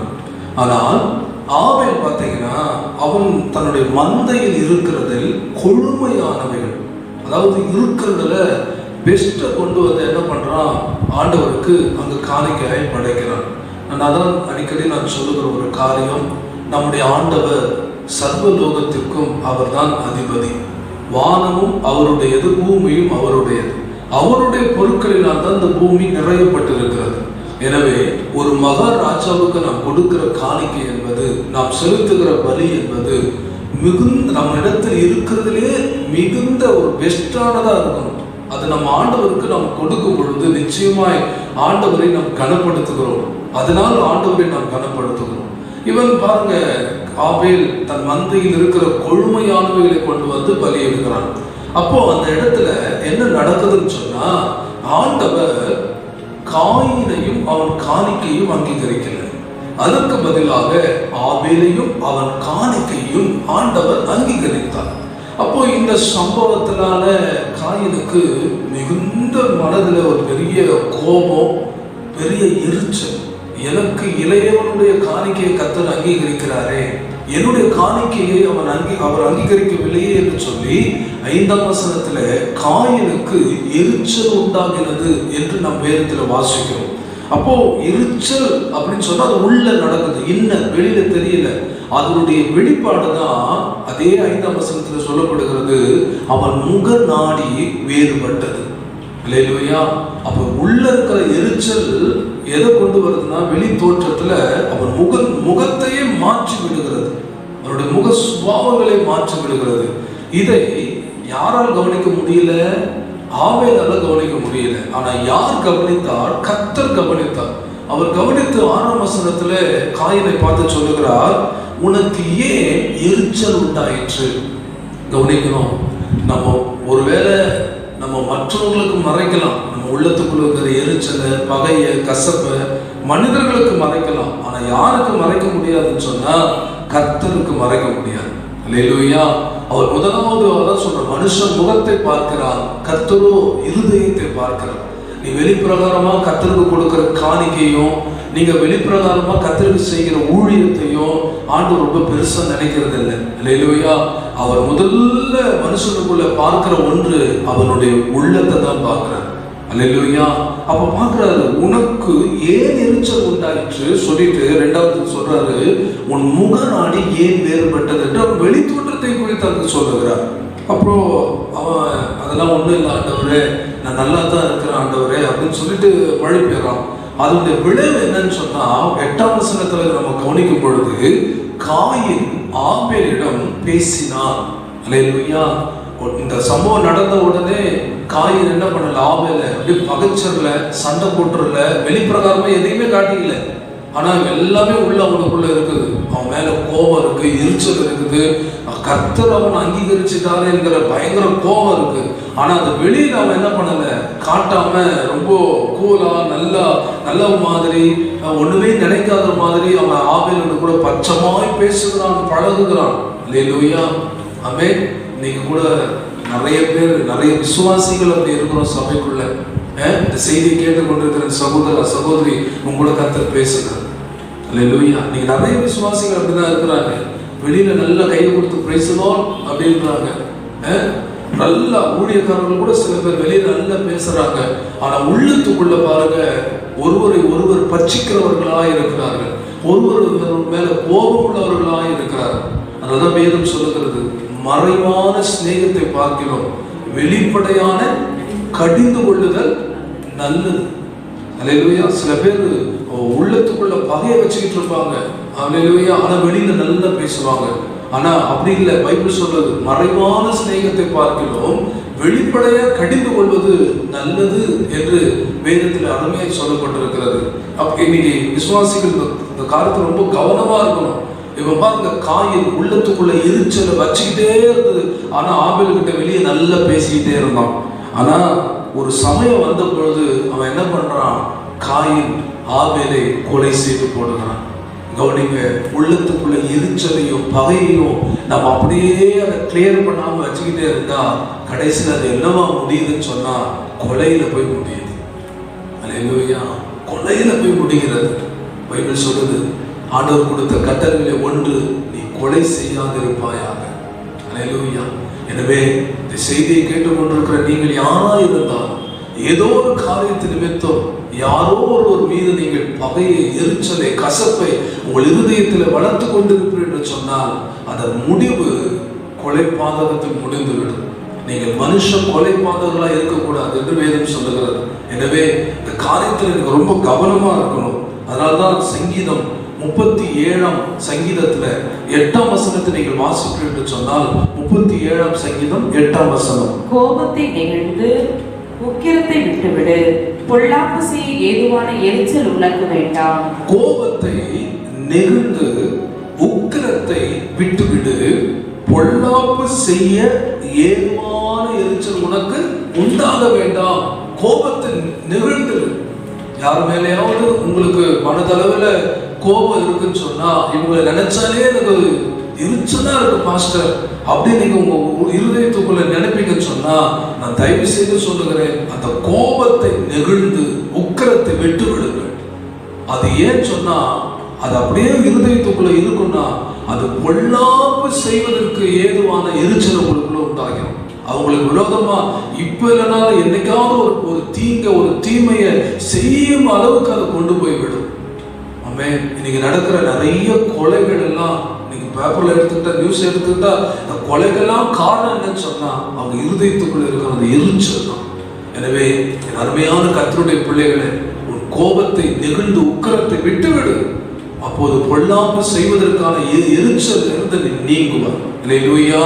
சோ இன்றைக்கு என் செய்தி என்னவென்று சொன்னால், மனம் திரும்புதலுக்கு ஏற்ற கனிகளை நீங்கள் கொடுப்பதினால் உண்டாகிற ஆசீர்வாதங்கள். முதலாவது லூக்கா சுவிசேஷம் 15ஆம் அதிகாரம் 2 to 7 வசனங்கள் வரைக்கும் நாம் வாசிக்க போகிறோம்.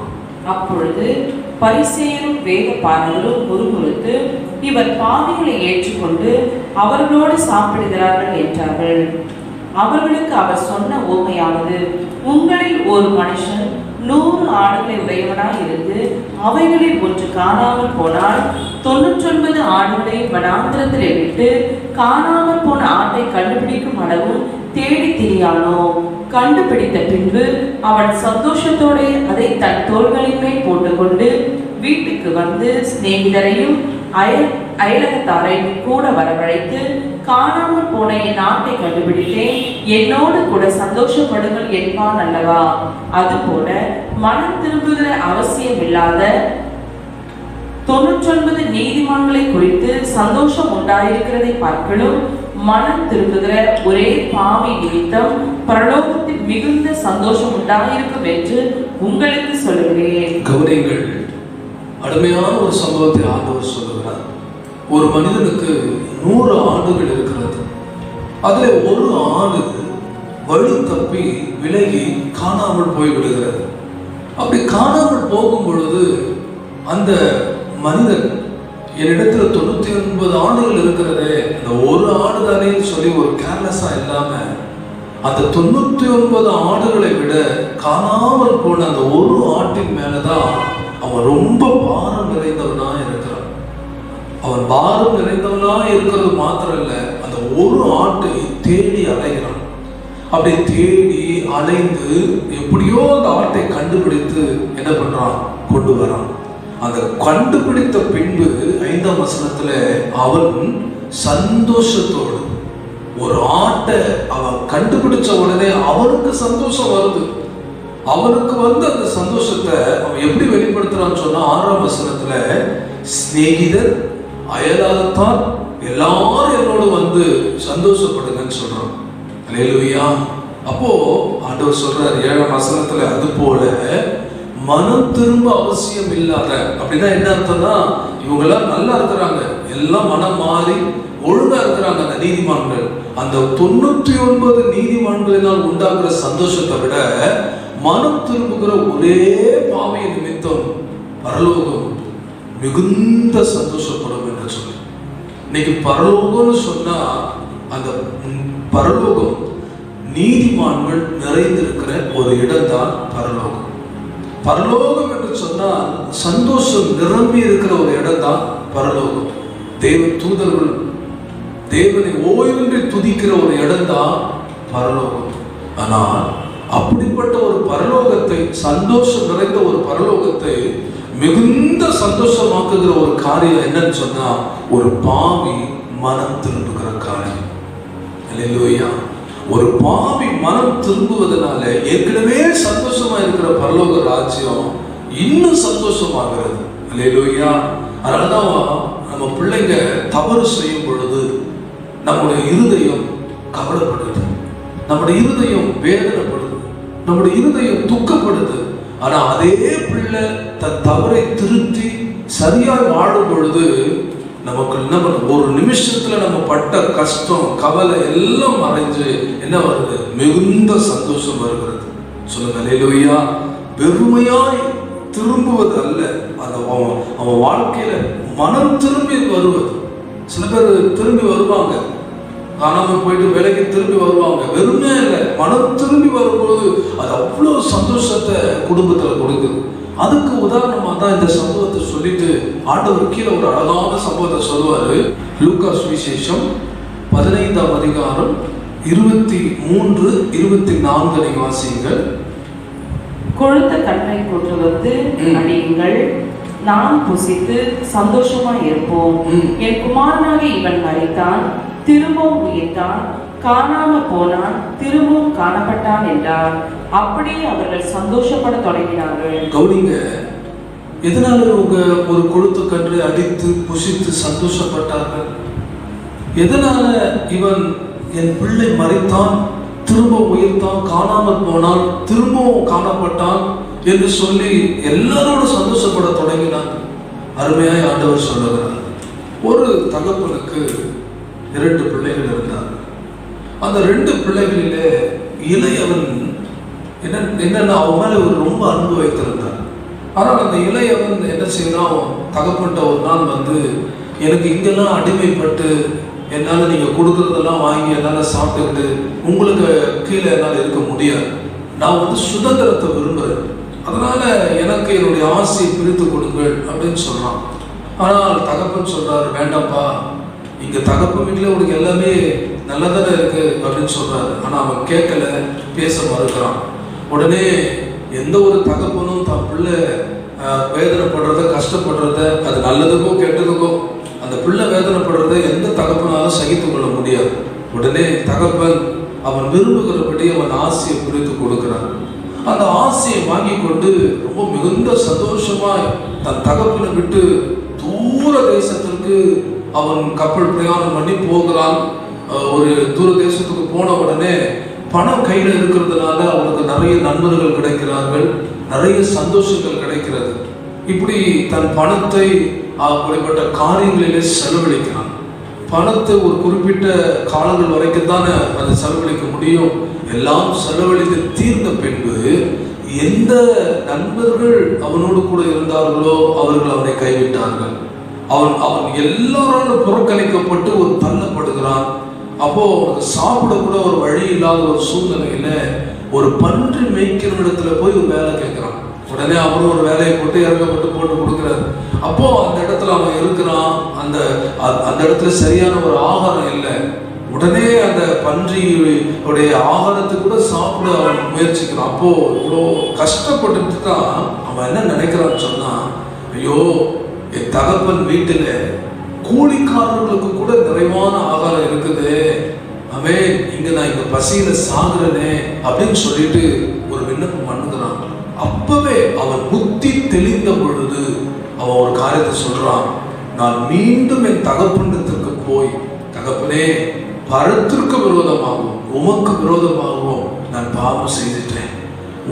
நான் வந்து உங்களுடைய மகன் என்று சொல்லிக் கொள்வதற்கு எனக்கு எந்த விதமான அதிகாரமும் இல்லை. உங்களுடைய வேலைக்காரன் கூலிக்காரன் ஒருவனாக என்னை வைத்துக் கொள்ளும் என்று நான் சொல்லுவேன் என்று சொல்லி அங்கேயே மனம் திரும்புகிறான். மனம் திரும்புவது மாத்திரம் இல்லை, தன் தகப்பனை தேடி ஓடி வருகிறான். அப்படி வரும் பொழுது அவருடைய தகப்பனார் ஒவ்வொரு நாளும் அவருடைய வருகை எதிர்பார்த்து இருந்ததுனால தன் மகன் தூரத்தில் வருகிற அந்த காரியத்தை பார்த்த உடனே அவரும் ஓடி வருகிறார். ஓடி வந்து தன் மகனை கழுத்தை கட்டி பிடித்து அவனுக்கு முத்தம் செய்து அவனை வீட்டிற்கு கொண்டு வந்து அவனுக்கு வஸ்திரங்களை உடுத்தினார், கைகளுக்கு மோதிரத்தை மாட்டினார், கால்களுக்கு பாதரட்சை கொடுத்தார். அதோடு மாத்திரமல்ல, சொந்த பந்தங்கள் உறவினர்கள் எல்லாரையும் அழைச்சி அப்பதான் அந்த காரியத்தை சொல்றாரு, நாம் புசித்து சந்தோஷமா இருப்போம். ஏன் தெரியுமா? என் குமாரனாகி இவன் மரித்தான், இவன் திரும்பவும் உயிர்த்தான், காணாமல் போனான், திரும்பவும் காணப்பட்டான் என்றார். அவர்கள் அப்படியே எல்லாரும் சேர்ந்து சந்தோஷப்பட தொடங்கினார்கள். நல்லா புரியுதா உங்களுக்கு? ஒரு மனுஷன், அதாவது மனிதன் என்பவர் யாருன்னு சொன்னா தவறு செய்கிறவர், தேவன் என்பவர் யாருன்னு சொன்னா செய்த தவறை மன்னிக்கிறவர். அல்லேலூயா, அல்லேலூயா. மனுஷன் தவறு செய்கிறவர், தேவன் தவறு செய்யாதவர். ஆனால் அந்த மனிதன் தன் தவறை உணர்ந்து தன் தேவனிடத்தில் வரும்பொழுது அவன் தவறை மன்னிக்கிறவர் தான் நம்முடைய தேவன். இதை நான் இப்படி யோசிச்சு பார்க்கிறேன். ஒருவேளை அந்த மகன் தன் தவறை உணராமல் தான் செய்த தவறுக்கு வருத்தப்படாமல் தன் தகப்பனிடத்தில் வந்திருக்கலாம். அந்த தகப்பனும் அந்த மகனை ஏற்றுக்கொண்டிருப்பார். ஆனா அப்படி ஏற்றுக்கொண்டிருப்பார்னு சொன்னா அந்த வீட்டுடைய சூழ்நிலை முன்ன விட ரொம்ப மோசமா இருக்கும். திரும்ப கொஞ்ச நாள் இருப்பான், திரும்ப ஆசை எடுத்து என்ன பண்ணியிருப்பான், திரும்ப பழைய காரியங்களுக்கு திரும்பி இருப்பான். ஆனால் அவன் மனம் திரும்பி வந்ததுனால அந்த குடும்பத்துல அவன் நிமித்தம் ஏற்பட்ட எல்லா அவமானங்களும், நிந்தனைகளும், கஷ்டங்களும், அந்த தகப்பனுக்குள்ள இருந்த எல்லா வேதனைகளும் ஒரு நிமிஷத்துல மறைஞ்சு போச்சு. சந்தோஷம் வந்து விட்டது. இந்த செய்தியை கேட்டுக்கொண்டிருக்கிற அருமையான சகோதரா, சகோதரி, நீ மனம் திரும்புவதனால் உண்டாகிற முதல் ஆசீர்வாதம் பரலோகத்துல மிகுந்த சந்தோஷம் உண்டாகிறது. அல்லேலூயா. உன்னுடைய ஒரு மனம் திரும்புதல் பரலோகத்தை சந்தோஷப்படுத்துகிறது. உன்னுடைய ஒரு பாவம் ஆண்டவரை துக்கப்படுத்துகிறது. நம்ம எப்பெல்லாம் தவறு செய்கிறோமோ அப்போ பிசாசு சந்தோஷப்படுகிறோம். நம்ம எப்பெல்லாம் மனம் திரும்புகிறோமோ அப்போது என் ஆண்டவர் சந்தோஷப்படுகிறார். இன்றைக்கு கூட உங்க வாழ்க்கையில இருக்கிற பாவங்களை, உங்க வாழ்க்கையில் இருக்கிற குற்றங்களை விட்டு நீங்கள் மனம் திரும்புங்கள். ஏனென்று சொன்னால் உங்களுடைய உண்மையான மனம் திரும்புதல் பரலோக ராஜ்யத்தை சந்தோஷப்படுத்தும். உங்களுடைய உண்மையான மனம் திரும்புதல் உங்கள் குடும்பத்தில் உள்ளவர்களை சந்தோஷப்படுத்தும். உங்களுடைய உண்மையான மனம் திரும்புதல் உங்களுடைய சார்ந்திருக்கிறவர்களை சந்தோஷப்படுத்தும், சபையை சந்தோஷப்படுத்தும், சமுதாயத்தை சந்தோஷப்படுத்தும். அல்லேலூயா.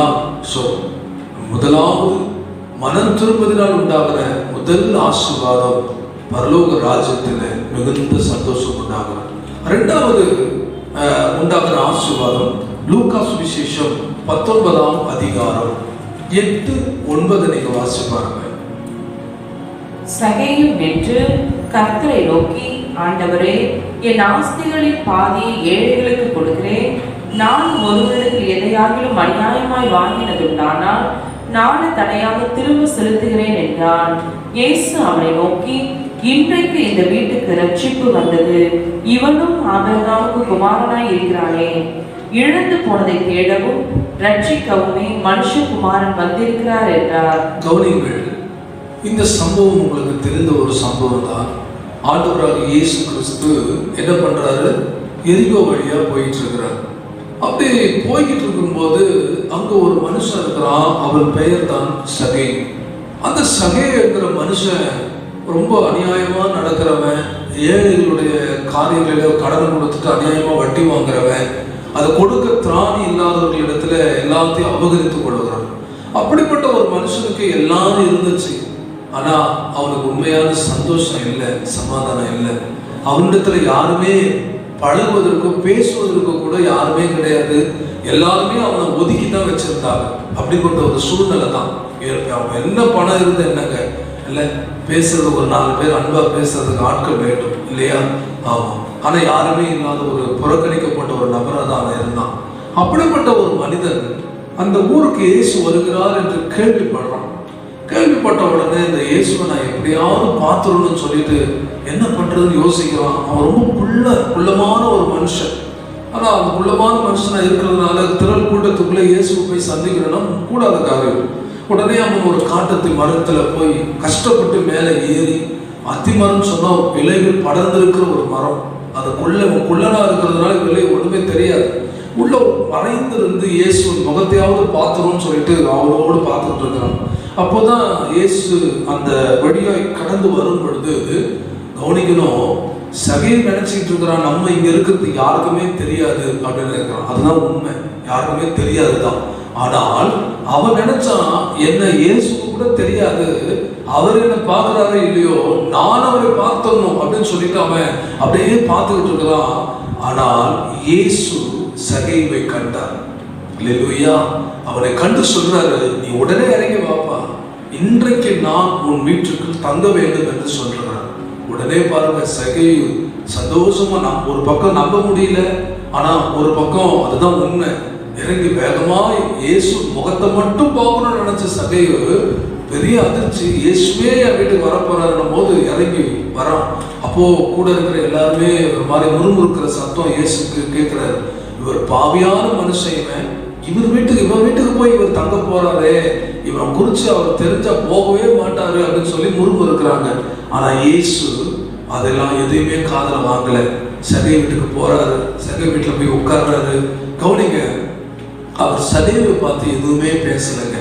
நீ அநியாயக்காரன், நீ நீ இப்படிலாம் சொத்தெல்லாம் அபகரிச்சு வச்சிருக்கிறப்பா, எல்லாத்தையும் கொடுத்துருப்பான்னு எதுவுமே பேசலைங்க. அவரோடு தான் இருக்கிறார். ஆனால் இயேசு அந்த வீட்டுக்குள்ள வந்ததுனால அந்த வீட்டுல ஒரு பெரிய மாற்றம் நடந்தது. இயேசு அந்த வீட்டுக்குள்ள வந்த உடனே என்ன நடக்குதுன்னா, ஒரு உண்மையான மனம் திரும்புது. அதுதான் வாசிச்சோம் 8ஆம் வசனத்துல. சகேயு, ஆண்டவரே என் நாஸ்தியை பாதி ஏழைகளுக்கு நான் கொடுக்கிறேன் ஆண்டவரே, யார்ட்டையாவது நான் அநியாயமா வாங்கினது உண்டானால் நாளத்தனையாய் திரும்ப தருகிறேன் என்று சொன்னது மாத்திரமல்ல, அவன் சொன்னபடியே என்ன பண்றான், எல்லாருக்கும் கொடுக்குறான். நீங்க நிறைய பேர் ஆண்டவர் சமூகத்துக்கு வரும்பொழுது என்ன பண்ணுவாங்க, பேசுவாங்க, சொல்லுவாங்க, ஆண்டவரே நான் இந்த காரியத்தெல்லாம் நான் செய்யறேன் ஆண்டவரே, நான் பண்றேன் ஆண்டவரேன்னு சொல்லிட்டு ஜெபம் பண்ணுவாங்க. அவ்வளவுதான். அதோடு விட்டுட்டு திருப்பி பழைய வாழ்க்கையில போயிடுவாங்க. நிறைய பேர் வாழ்க்கையில பாவங்களை அறிக்கிடுவாங்க. நீதிமொழிகளை வாசிக்கிறோம்ல, தன் பாவங்களை மறைக்கிறவன் வாழ்வடைய மாட்டான், ஆனால் அவைகளை அறிக்கை செய்து விட்டு விடுகிறவனோ வாழ்வடைவான். நிறைய பேர் இந்த ஃபர்ஸ்ட் பார்ட்லயே இருப்போம், நம்முடைய பாவங்களை அறிக்கையிடுவோம், நல்லா அறிக்கையிடுவோம். ஆமா, டிசம்பர் 31 வந்துருச்சுன்னா, ஆண்டவரே இந்த வருஷம் நான் அதை செஞ்சேன், இதை செஞ்சேன், அப்படி செஞ்சேன், இப்படி செஞ்சேன், ஆனா ஜனவரி 1க்கு அப்புறம் நான் இதெல்லாம் செய்ய மாட்டேன் ஆண்டவரை சொல்லி நல்லா அறிக்கையிடுவோம். ஆனா ஒரு பழமொழி சொல்லுவாங்க, பழைய குருடி கதவு திறன்ற மாதிரி அந்த 1ஆம் தேதி மட்டும் அப்படி பரிசுத்தமா இருந்துட்டு அப்படியே போக போக போக போக நம்முடைய பழைய வாழ்க்கைக்கு திரும்பிடுவோம். அப்படி கிடையாது. அவன் பாருங்க, சகேயு சொன்னான், சொன்னதுபடியே உடனே இயேசுவின் கண் எதிரிலேயே அவன் எல்லாருக்கும் என்ன பண்றான், அந்த காரியத்தை அவன் செய்கிறவனை காணப்பட்டான். அப்பதான் ஆண்டவர் 9ஆம் வசனத்துல சகேயு பார்த்து என்ன சொல்றாருன்னா, இன்றைக்கு இந்த வீட்டுக்கு ரட்சிப்பு வந்தது, இவனும் ஆபிரகாமுக்கு குமாரனா இருக்கிறானே.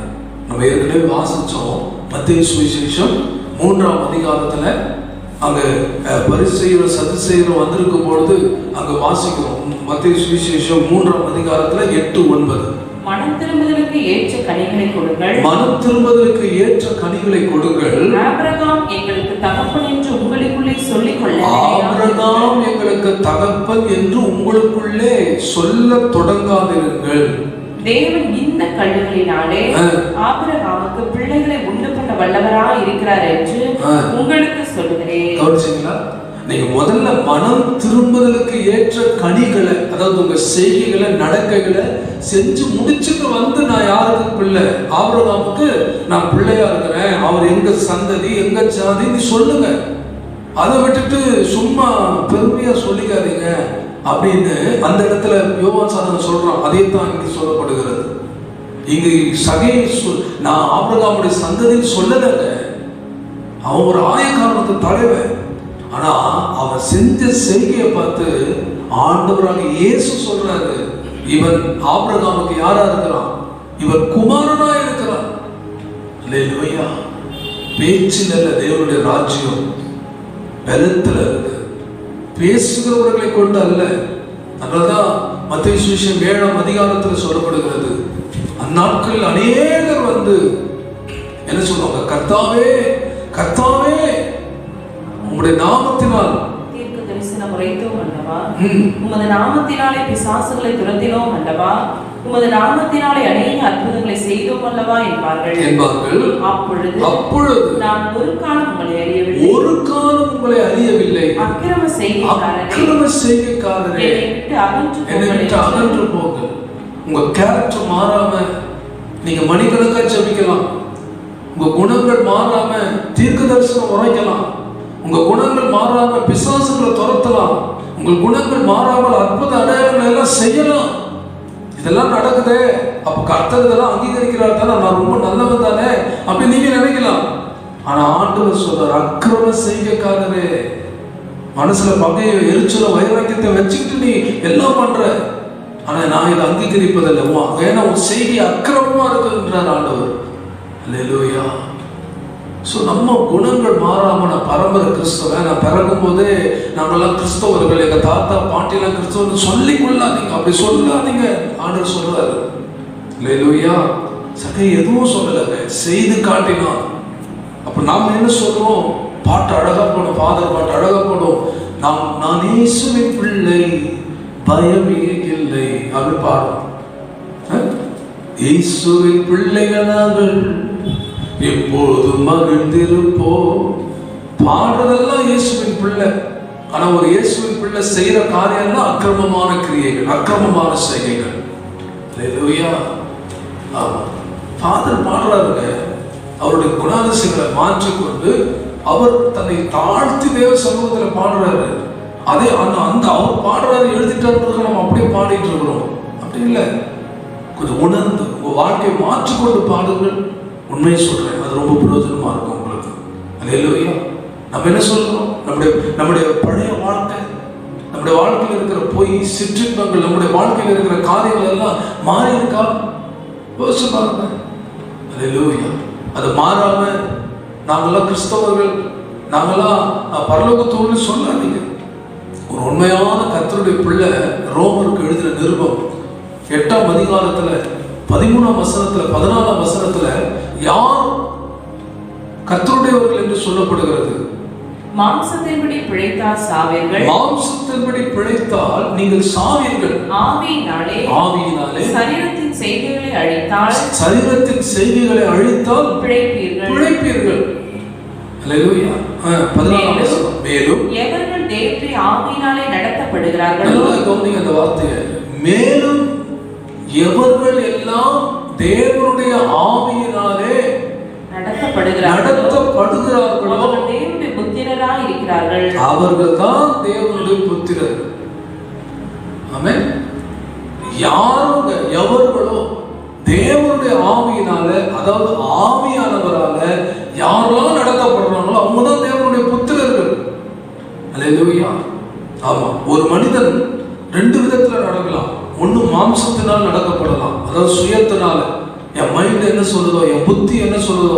சில பேர் சொல்லுவாங்க பாத்தீங்களா, நான் யார் சொல்றதும் கேட்க மாட்டாங்க, எனக்கு யார் என்ன சொன்னாலும் நான் கேட்க மாட்டேன், எனக்கு என்ன தோணுதோ நான் அதை செய்வாங்க.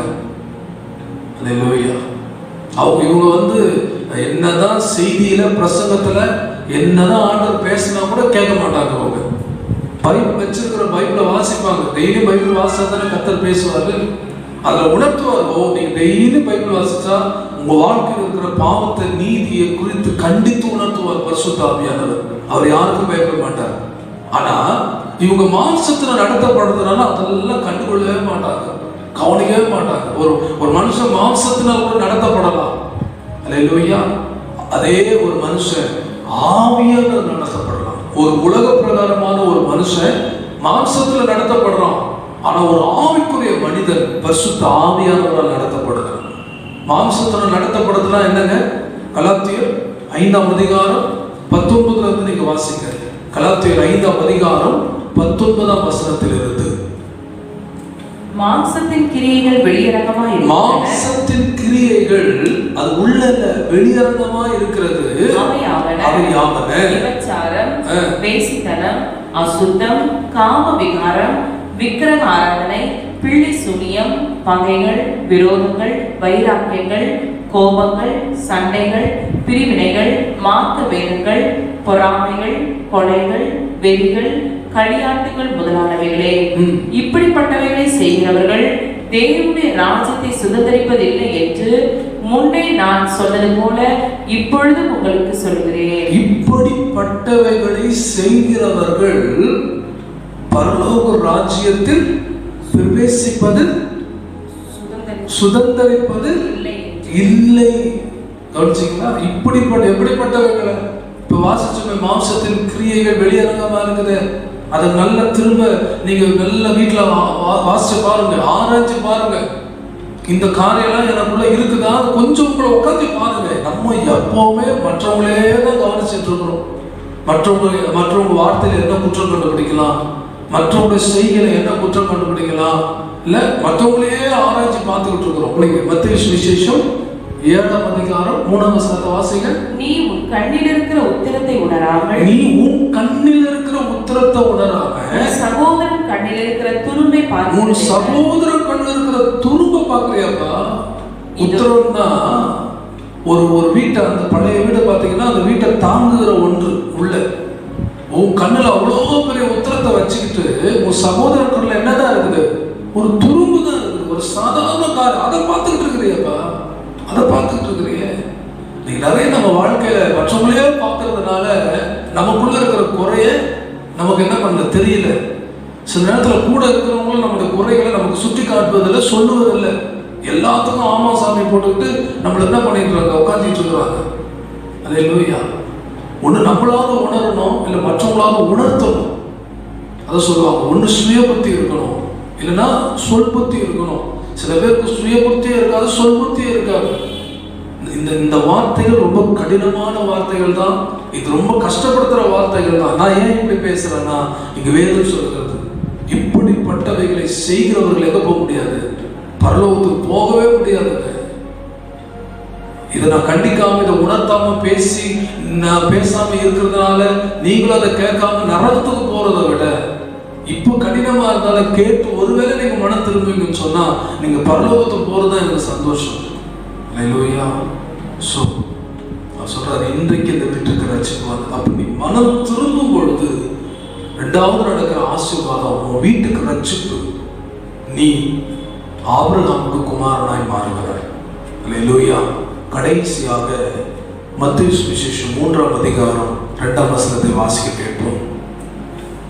மனம் திரும்புங்கள், மனம் திரும்புங்கள், பரலோக ராஜ்யம் சமீபித்திருக்கிறது. பரலோக ராஜ்யம் சமீபித்திருக்கிறது.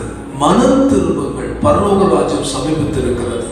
மூன்றாவது சொல்றேன், உலகத்துல ஒரு மனுஷன் பூமிக்குரிய ராஜ்யம் இருக்கு, ரெண்டாவது பரலோக ராஜ்யம் இருக்கிறது.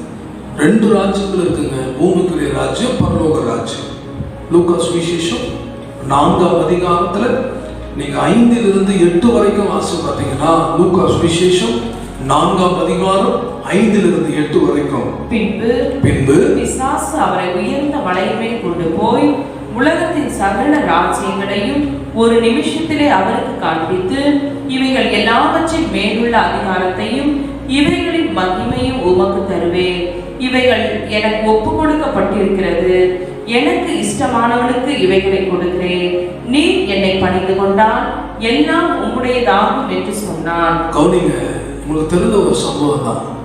இயேசு கிறிஸ்துவ பிசாசு ஒரு உயர்ந்த மலையில கொண்டு போய் நிறுத்திட்டு இந்த உலகத்தின் ராஜ்யங்களை எல்லாம் காண்பிக்கிறான். காண்பிட்டு சொல்றான், நீ இப்போ என்னை விழுந்து பணிந்து கொள்.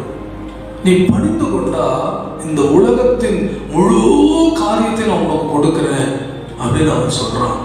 அல்லேலூயா. ஏனென்றால் அந்த வேதம் தான் சொல்லுது 5ஆம் வசனத்துல, உலகத்தின் சகல ராஜ்யங்களையும் ஒரு நிமிஷத்துல காண்பித்தான். பிசாசு பாருங்க எவ்வளோ வல்லமா பாருங்களேன். இந்த உலகத்துல என்னெல்லாம் உயர்ந்த போஸ்டிங் இருக்குமோ, பெரிய அது எவ்வளவு நேரத்துல காமிக்கிறான்னு சொன்னா ஒரு நிமிஷத்துல காமிக்கிறான். ஒரு நிமிஷத்துல அவனால காட்ட முடியுது. அது மாத்திரம் இல்ல, 6ஆம் வசனத்துல சொல்றான், இவைகள் எல்லாவற்றின் மேல எனக்கு என்ன கொடுக்கப்பட்டிருக்கிறது, அதிகாரம் கொடுக்கப்பட்டிருக்கிறது. அல்லேலூயா. இவைகள் எனக்கு கொடுக்கப்பட்டிருக்கிறது. நல்லா புரிஞ்சுக்கணும். ஏன் இந்த பூமியில இவ்வளவு அநியாயம் நடக்குது, ஏன் இந்த பூமியில இவ்வளவு அக்கிரமம் நடக்குது அப்படின்னு சொன்னா, இந்த பூமி பிசாசு கையில கொடுக்கப்பட்டிருக்கிறது. நல்லா புரிஞ்சுக்கணும். இது இந்த உலகத்திலே இப்படி நடக்குதுன்னா கொஞ்சம் யோசிச்சு பாருங்க. எத்தனை கொலை, எத்தனை கொள்ளைகள் நீங்க டெய்லியும் கொலை நடந்துட்டு இருக்குதுங்க. ஏன்னா அவனுக்கு கொடுக்கப்பட்டிருக்கிறது. அதனாலதான் அவன் சொல்றான் 7ஆம் வசனத்துல, நீ எனக்கு நான் என்ன பண்றேன், 6ஆம் வசனத்துல, எனக்கு இஷ்டமானவர்களுக்கு நான் கொடுக்குறேன். அல்லேலூயா. நீங்க நம்ம அவங்கள பார்த்து பொறாமப்பட்டு இருக்கிறோம். அவங்களுக்கு எவ்வளோ ஆஸ்தி பெருகிட்டு இருக்கு. அவன் பாவம் செய்யறான், அநியாயம் செய்யறான், ஏமாத்துறான், ஆனா எவ்வளோ சொத்தை சேர்த்துக்கிட்டு இருக்கிறான். சகோதரா, வேதம் சொல்றது, எனக்கு இஷ்டமானவங்க நான் கொடுக்குறேன்றான் பிசாசு. அல்லேலூயா. அப்ப யார் கொடுக்குறான் அவங்களுக்கு யோசிச்சு பாருங்க. அதுதான் இயேசப்பா கிட்ட 7ஆம் வசனம் சொல்றான், நீ என்னை பணிந்து கொண்டால் இதெல்லாம் உம்முடையதாகன்றான். நீங்க பாருங்க, நீங்க உலகத்துல பெரிய பெரிய பணக்காரங்களாம் நீங்க பாத்தீங்கன்னா அவங்க கர்த்தருடையவரா இருக்கிறாங்களா யோசிச்சு பாருங்க. நீங்க உலக லெவல்ல பெரிய பெரிய பணக்காரா இருக்கிறவங்க கிறிஸ்தவங்களா இருக்கலாம், பெயர், அதாவது ஒரு பேர் கிறிஸ்தவனா இருக்கலாம், ஆனா உண்மையா கர்த்தருடைய பிள்ளை இருக்கிறாங்களா கொஞ்சம் ஆராய்ச்சி பாருங்க. அல்லேலூயா. ஏன் தெரியுமா நான் ஏன் அப்படி சொல்றேன்னு சொன்னா, நீங்க அவங்களாம் ஏதோ ஒரு இடத்துல ஏமாற்றாம, ஏதோ ஒருத்தர் மறைவான கணக்குகளை எழுதாம அவங்களால இந்த லெவலுக்கு வர முடியாதுங்க. ஏதோ ஒரு இடத்துல ஒரு காரியத்தில் அட்ஜஸ்ட் பண்ணுவோம். நான் சொல்றேன், பிசாசு நிறைய கொடுப்பான். நமக்கு தேவையில்லாததையும் கொடுப்பான். நான் ஆண்டவர் யார் தெரியுமா? நமக்கு என்ன தேவையோ அதை கொடுப்பார். சொல்லுங்க அல்லேலூயா. என்ன தேவையோ அதை கொடுப்பார் ஆண்டவர். அல்லேலூயா. நல்ல பெற்றோர் தங்கள் பிள்ளைகளுக்கு கேட்கணும்னு சொல்லி எல்லாத்தையும் கொடுக்க மாட்டாங்க.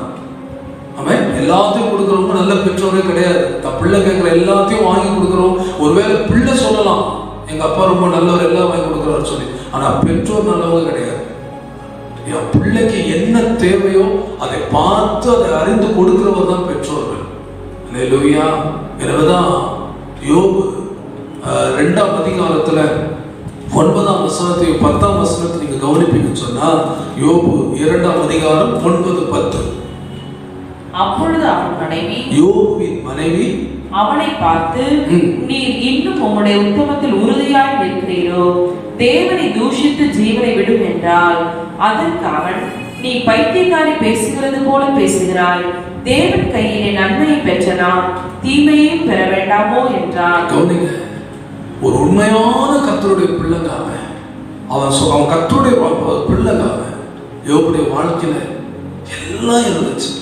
10 பிள்ளைகள், திரளான ஒட்டகங்கள், கழுதைகள், வேலைக்காரர்கள் எல்லாம் இருந்துச்சு. ஆனா ஒரு நிமிஷத்துல எல்லாவற்றையும் நடந்து போறான் யோபு. எல்லாவற்றையும். ஏன்னா பிசாசு அப்படி சொல்றான் ஆண்டவர்கிட்ட, அவன் உங்களை பின்பற்றி உங்களை பிள்ளையா வாடுறதுக்கு காரணமே நீங்க அவனை ஆசீர்வாதமா வச்சிருக்கீங்கன்னு தான். அவனை திரளா நீங்க ஆசீர்வாதம், அதனால்தான் அவன் அப்படி இருக்கிறான் அப்படின்னு சொல்றாங்க. ஆனா ஆண்டவர் தெரியுங்க அவன் எப்படிப்பட்டவன் சொல்லிட்டு. ஆனா அதை யாருக்கு தெரிவிக்கணும்னு நினைச்சாருன்னா பிசாசுக்கு தெரிவிக்கணும்னு நினைச்சார். அதனாலதான் விட்டு கொடுத்தாரு. எல்லாவற்றையும் அழிச்சிட்டு வந்து நிற்கிறான் பிசாசு. அவனால் ஒன்றும் பண்ண முடியல. அப்போ அவன் சொல்றான், திரும்பவும் அவனுடைய சரீரத்தை தொடுவதற்கு தான் அவன் பர்மிஷன் கேட்கறான். உடனே ஆண்டவர் பர்மிஷன் கொடுக்கிறார். தொட்டு முழுவதும் பருக்களால் நிறந்து நாற்றம் பிடித்தவனா இருக்கிறான். கூட இருக்கிற மனைவியால தாங்க முடியலங்க. வந்து சொல்றா, இன்னும் நீர் உத்தமத்தில் உறுதியா இருக்கிறீரப்பா, தேவனை மறுதலிச்சு உங்க ஜீவனை விட்டு போக பாடுறான். அப்போ யோபு அழகான ஒரு வார்த்தை சொல்ற, தேவனிடத்திலிருந்து நன்மையை பெற்ற நாம தீமையை பெற வேண்டாமா? அல்லேலூயா. இதெல்லாம் ஒண்ணுமே இல்லை. இந்த பூமிக்குரிய ஆசையெல்லாம் ஒண்ணுமே கிடையாதுன்னு சொன்னான். ஒரு உண்மையான கர்த்தருடைய பிள்ளை பூமியில சொத்துக்களை சேர்க்க மாட்டான். ஒரு உண்மையான கர்த்தருடைய பிள்ளை அவன் பரலோகத்தில் பொக்கிஷங்களை சேர்ப்பான். அதான் வேதம் சொல்லுகிறது. அங்கு பரலோகத்தில் உங்கள் பொக்கிஷங்களை சேர்த்து வைக்கப்பா. ஏசப்பா தம்முடைய சீஷர்களுக்கு ஜபத்தை கற்றுக் கொடுக்கும் போது மத்தேயு சுவிசேஷம் 6ஆம் அதிகாரத்துல 9, 10 நீங்க வாசிங்கன்னா அங்க என்ன சொல்லுகிறார் என்றால், நீங்கள் ஜெபம் பண்ண வேண்டிய விதமாவது, பரமண்டலங்களில் இருக்கிற எங்கள் பிதாவே, உம்முடைய நாமம் பரிசுத்தப்படுவதாக, உம்முடைய ராஜ்யம் வருவதாக, உம்முடைய சித்தம் பரமண்டலத்திலே செய்யப்படுகிறது போல பூமியிலேயும் செய்யப்படுவதாக. உம்முடைய ராஜ்யம் வருவதாக, உம்முடைய சித்தம் பரமண்டலங்களில் செய்யப்படுகிறது போல பூமியிலும் செய்யப்படுவதாக. இன்னைக்கு நம்ம பூமியில ஆண்டவர் ஆராதிக்கிறோம், தொழுது கொள்ளுகிறோம். இதைத்தான் நம்ம பரலோகத்துல போய் செய்ய போறோம். அல்லேலூயா. பாருங்க, அவருடைய ராஜ்யம் இன்றைய சூழ்நிலையில மனிதன் அந்த பூமியில வாழ முடியுதாங்க? இன்னைக்கு இருக்கிற இந்த தொற்று நோய் பரவி கொண்டிருக்கிற இந்த சூழ்நிலையில வீட்டுக்குள்ளே ஒரு மனுஷன் பயந்து பயந்து வாழ்ந்துகிட்டு இருக்கிறான். நான் கேட்கிற ஒரு கேள்வி, சபையாரே, நாளைக்கு சபை திறக்கக்கூடிய ஒரு சூழ்நிலை வந்துருச்சு. நாளைக்கு சபை திறக்கப்படுதுன்னு சொன்னா உங்களை எத்தனை பேர் தைரியமா சபையில வந்து ஆராதிப்பீங்க? சொல்லுங்க. கவர்மெண்ட் சொல்றாங்க மாஸ்க் போட்டுட்டு வந்து நீங்க வேலைக்கு ஆராதிக்கணும்னு சொல்லிட்டு, ஒருவேளை அப்படிப்பட்ட ஒரு சந்தர்ப்பம் வந்துச்சுன்னா தைரியமா நாளைக்கு சபையில வந்து நீங்க ஆராதிப்பீங்களா? யோசிங்க.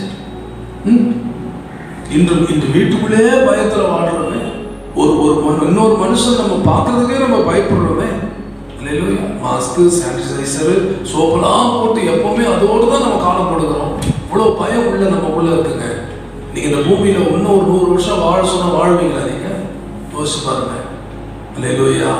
அதான் வெளிப்படுத்துற விசேஷத்துல 21ஆம் அதிகாரம் 3, 4, 5 நீங்க வாசி பார்த்தீங்கன்னா அங்க வேதம் சொல்லுகிறது, மேலும் பரலோகத்திலிருந்து இருந்த ஒரு சத்தத்தை உண்டாக கேட்டேன். அது இதோ மனுஷர்களிடத்திலே தேவனுடைய வாசஸ்தலம் இருக்கிறது. அவர்களிடத்திலே அவர் வாசமாய் இருப்பார். அவர்களும் அவருடைய ஜனங்களாய் இருப்பார்கள். தேவன் தாமே அவர்களோடு கூட இருந்து அவர்களுடைய தேவனாய் இருப்பார். அவருடைய கண்ணீர் யாவையும் தேவன் துடைப்பார். அவர்கள் கண்ணீர் யாவையும் தேவன் துடைப்பார். இனி மரணமும் இல்லை, மரணமும் இல்லை, துக்கமும் இல்லை, துக்கமும் இல்லை, அலறுதலும் இல்லை, அலறுதலும் இல்லை, வருத்தமும் இல்லை, வருத்தமும் இல்லை. முந்தினவைகள் ஒழிந்து போயின. அப்ப பரலோக ராஜ்யத்துல என்ன கிடையாது? மரணம் இல்லை, துக்கம் கிடையாது, முந்தினவைகள் எல்லாம் ஒழிந்து போயின. ஆமென் சொல்லுங்க. அல்லேலூயா. ஆமென். 2 பேதுரு 3ஆம் அதிகாரம் 8, 9, 10 வாசிங்க. பிரியமானவர்களே, கர்த்தருக்கு ஒரு நாள் 1000 வருஷம் போலவும் 1000 வருஷம் ஒரு நாள் போலவும் இருக்கிறது என்கிற இந்த ஒரு காரியத்தை நீங்கள் அறியாதிருக்க வேண்டாம். தாமதிக்கிறார் என்று சிலர் எண்ணுகிறபடி கர்த்தர் தமது வாக்குத்தத்தத்தை குறித்து தாமதமாயிராமல் ஒருவரும் கெட்டு போகாமல் எல்லாரும் மனம் திரும்ப வேண்டும் என்று விரும்பி நம்மை நீடிய பொறுமையுள்ளவராய் இருக்கிறார். 2000 சொல்லிட்டு இருக்காங்க, இயேசு வரப்போறாருன்னு சொல்லிட்டு. ஏன் வரல? சில பேர் வராததுனால இயேசு வரவே மாட்டாருன்னு நினைச்சிட்டாங்க. நீ விசுவாச பிள்ளைகள் வாழ்க்கையில கூட இயேசுவை சந்திக்கணுமே என்கிற அந்த ஒரு தாகமே இல்லாம தான் வாழ்ந்துட்டு இருக்கிறாங்க. அல்லேலூயா. ஆமா. ஆனா ஆண்டவர் நீங்க நினைக்கிற மாதிரி அவர் தாமதிக்கலைங்க. ஒவ்வொருவனும் கெட்டு போகாமல் எல்லாரும் மனம் திரும்ப வேண்டும் என்று விரும்பி நம்ம மேல இன்னும் நீடிய பொறுமையுள்ளவராக இருக்கிறார். ஆமென். நம்ம இன்னும் இந்த பூமியில எப்படி பொருள் சேர்க்கலாம், எப்படி வீடு கட்டலாம், இன்னும் எத்தனை நிலங்களை வாங்கலாம், இந்த உலகத்திலேயே நம்ம இருக்கணும் நம்ம நினைச்சிட்டு இருக்கிறோம். ஆண்டுடைய வருகையை குறிச்சோ பரலோகத்துக்கு போகணும் என்கிற அந்த தாகம் இல்லாம இருக்கும். அப்ப எப்படி இயேசுநாதர் வருவார்? நான் சொல்றேன், 3வது நாம் மனம் திரும்புதலுக்கு ஏற்ற கனிகளை கொடுக்கும் பொழுது என் பரலோக ராஜ்யம் இறங்கி வருகிறது, அல்லது இயேசு சீக்கிரமா இறங்கி வர போகிறார். அப்ப அவர் இன்னும் தாமதம் பண்றதுக்கு காரணம் நீங்களும் நானும் தான். நீங்களும் நானும் இன்னும் ஆயத்தம் இல்லாம இருக்கிறதுனால தான் இயேசு இன்னும் வராம இருக்கிறார். அந்த கனியை நம்ம கொடுக்காம இருக்கிறதுனால அவருடைய வருகை தாமதமாகிறது. நான் கேட்கிறேன், இன்னைக்கு இயேசுடைய வருகை இருக்குன்னு சொன்னா எத்தனை பேர் போறதுக்கு ஆயத்தமா இருக்கீங்க? Are you ready? நீங்க ரெடியா இருக்கிறீங்களா? அல்லேலூயா. நாளைக்கு வர்றதுதான் சொல்லி இன்னைக்கு சொன்னாருன்னா நான் இன்னைக்கு ஒரு நாள் ரெடி ஆயிடுவேன் பாஸ்டர். ஆண்டோடைய வருகை சொல்லிட்டு வராதுங்க. இரவில் திருடன் வர மாதிரி ஆண்டவர் வருவார். திருடன் சொல்லிட்டு வர மாட்டேன் வருவானா? அது போல ஆண்டவர் வருகை இருக்கும். இன்னைக்கு சபை அந்த ஆயத்தம் இல்லை, ஆண்டோட வருகை குறித்து எதிர்பார்ப்பு இல்லை. இன்னைக்கு திட்டங்களை போடுறோம். நான் சொல்றேன், நீ 15-20 வருஷத்துக்கு உண்டான உங்க வாழ்க்கை குறித்த திட்டங்களை போடுங்க. ஆனா ஒண்ணு மனசுல வச்சுக்கணும், எந்த நேரமும் இயேசு வரலாம். எல்லாத்தையும் விட்டுட்டு நம்ம போனோம், அதுக்கு உங்க இருதயத்தை ரெடியா வச்சுக்கிட்டே இருக்கணும். அல்லேலூயா. 3வது சொல்றேன், மனம் திரும்பும் பொழுது பரலோக ராஜ்யம் இறங்கி வருகிறது, அல்லது ஆண்டவர் சீக்கிரமாய் கடந்து வருவார். இன்றைக்கு 3 காரியங்கள் உங்களோடு கூட ஆண்டவர் பேசி இருக்கிறார். மனம் திரும்புதலுக்கு ஏற்ற கனிகளை கொடுங்கள். அல்லேலூயா. நீங்கள் மனம் திரும்புதலுக்கு ஏற்ற கனிகளை நீங்கள் கொடுக்கும் பொழுது உண்டாகிற முதல் ஆசீர்வாதம், பரலோகத்தில் மிகுந்த சந்தோஷம் உண்டாகும். நீங்க உங்க பாவத்தை விட்டு மனம் திரும்பும் பொழுது பரலோகத்தை மிகுந்த சந்தோஷப்படுத்துறீங்க. 2வது, உங்கள் வீட்டிற்கு ரட்சிப்பு வருகிறது. நீங்கள் ஆபிரகாமுக்கு குமாரனாய் மாறுகிறீர்கள். அல்லேலூயா. 3வது, நீங்கள் மனம் திரும்பும் பொழுது பரலோக ராஜ்யம் இறங்கி வருகிறது. என் ஆண்டவர் சீக்கிரம் வரப்போகிறார்.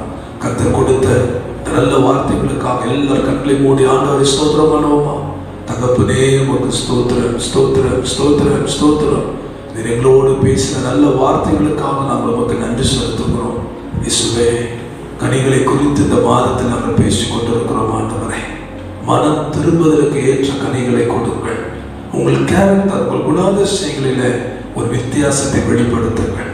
நான் அப்படி கொடுக்கும் பொழுது ஆண்டவரே, என் பரலோகம் மிகுந்த சந்தோஷம் அடைகிறது. ராஜா, அப்பா, நான் அப்படிப்பட்ட கனிகளை கொடுக்கும் பொழுது என் குடும்பத்திற்கு ரட்சிப்பும், ஆனால் ஆபிரகாமுக்கு குமாரனுமாய் மாறுகிறேன். ஆண்டவரே, இசப்பா, நான் அப்படி மனம் திரும்புதலுக்கு ஏற்ற கனியை நான் ஆண்டவரை கொடுக்கும்போது என் ஆண்டோடைய வருகை சமீபமாகிறதப்பா. இன்னைக்கு என்னுடைய மனம் திரும்பாத வாழ்க்கை தான் ஆண்டோடைய வருகையை தாமதப்படுத்திக்கிட்டு இருக்குது. இன்னைக்கு சபையை, அன்பு பெற்றோரை, பிள்ளைகளே, நீங்கள் ஆயத்தமாக வேண்டும். நீ ஆயத்தப்படு, மற்றவரை ஆயத்தப்படு. நம்முடைய வீடு இந்த பூமி அல்ல. இந்த பூமி கை உரிய கூடாரம் அழிந்து போனாலும் கைவேலை இல்லாத ஒரு வீட்டை கர்த்தர் பரலோகத்தில் கட்டி வைத்திருக்கிறார். எனவே இந்த வார்த்தைகளுக்காக நாங்கள் நன்றி செலுத்துகிறோம். தொடர்ந்து இந்த கொரோனா வியாதி சீக்கிரத்தில் நம்முடைய தேசத்தை விட்டு விலகணும். ஜனங்கள் எல்லாம் இயல்பு நிலைமைக்கு திரும்பணும். விசேஷமாக சென்னை பட்டணத்தில் ஒரு பெரிய மாற்றத்தை கொடுக்கும்படியாக எல்லா கர்த்தரை ஸ்தோத்திரம் பண்ணுவோமா. ஆண்டவரே, ஸ்தோத்திரம், ஸ்தோத்திரம், ஸ்தோத்திரம், ஸ்தோத்திரம், ஸ்தோத்திரம். வியாதியினால் பாதிக்கப்பட்டிருக்கிற கர்த்தருடைய பிள்ளைகளை கர்த்தர் சுகமாக்கும்படி கர்த்தரை ஸ்தோத்திரம் பண்ணுவோம். ஸ்தோத்திரம், ஸ்தோத்திரம். பண நெருக்கடி, இப்படிப்பட்ட காரியங்களில் இருக்கிற பிள்ளைகளுக்கு கர்த்தர் இறங்கும்படியாக கர்த்தரை ஸ்தோத்திரம் பண்ணுவோம். ஸ்தோத்திரம், ஸ்தோத்திரம், ஸ்தோத்திரம், ஸ்தோத்திரம். பரிசுத்த பிதாவே, இந்த ஆராதனையில் கலந்து கொண்ட ஒவ்வொரு பிள்ளைகளுக்கு ஆண்டவர் ஆசீர்வதித்து மேன்மைப்படுத்தும். ஆண்டவரே, இந்த ஆன்லைன் சர்வீஸ் மூலமாக ஆங்காங்கே கேட்டுக்கொண்டிருக்கிற விசுவாச பிள்ளைகள், ஊழியர்கள் யாராக இருந்தாலும் ஒரு ஆண்டவர்களை ஆசீர்வதித்து மேன்மைப்படுத்துங்கப்பா. எங்களை தாழ்த்துகிறோம். எல்லா மகிமை நீங்க எடுத்துக்கங்க. இயேசுவின் நாமத்தில் ஜெபிக்கிறோம் எங்கள் பிதாவே, ஆமென். அருமையான கர்த்தருடைய பிள்ளைகளே, தொடர்ந்து எங்களுடைய மற்ற செய்திகளை நீங்கள் கேட்க வேண்டும் என்று விரும்பினால், எங்களுடைய ஆராதனைகள், சபையிலே பாடப்படுகிற பாடலை கேட்க நீங்கள் விரும்பினால், ஐபிஎச் டிவிடி மினிஸ்ட்ரி என்கிற அந்த யூடியூப் சேனலில் போய் நீங்கள் சப்ஸ்கிரைப் பண்ணி மற்றவர்களுக்கும் அதை ஷேர் பண்ணுங்க. இது உங்களுக்கும் மற்றவர்களுக்கும் ஆசீர்வாதமாக இருக்கும். God bless you.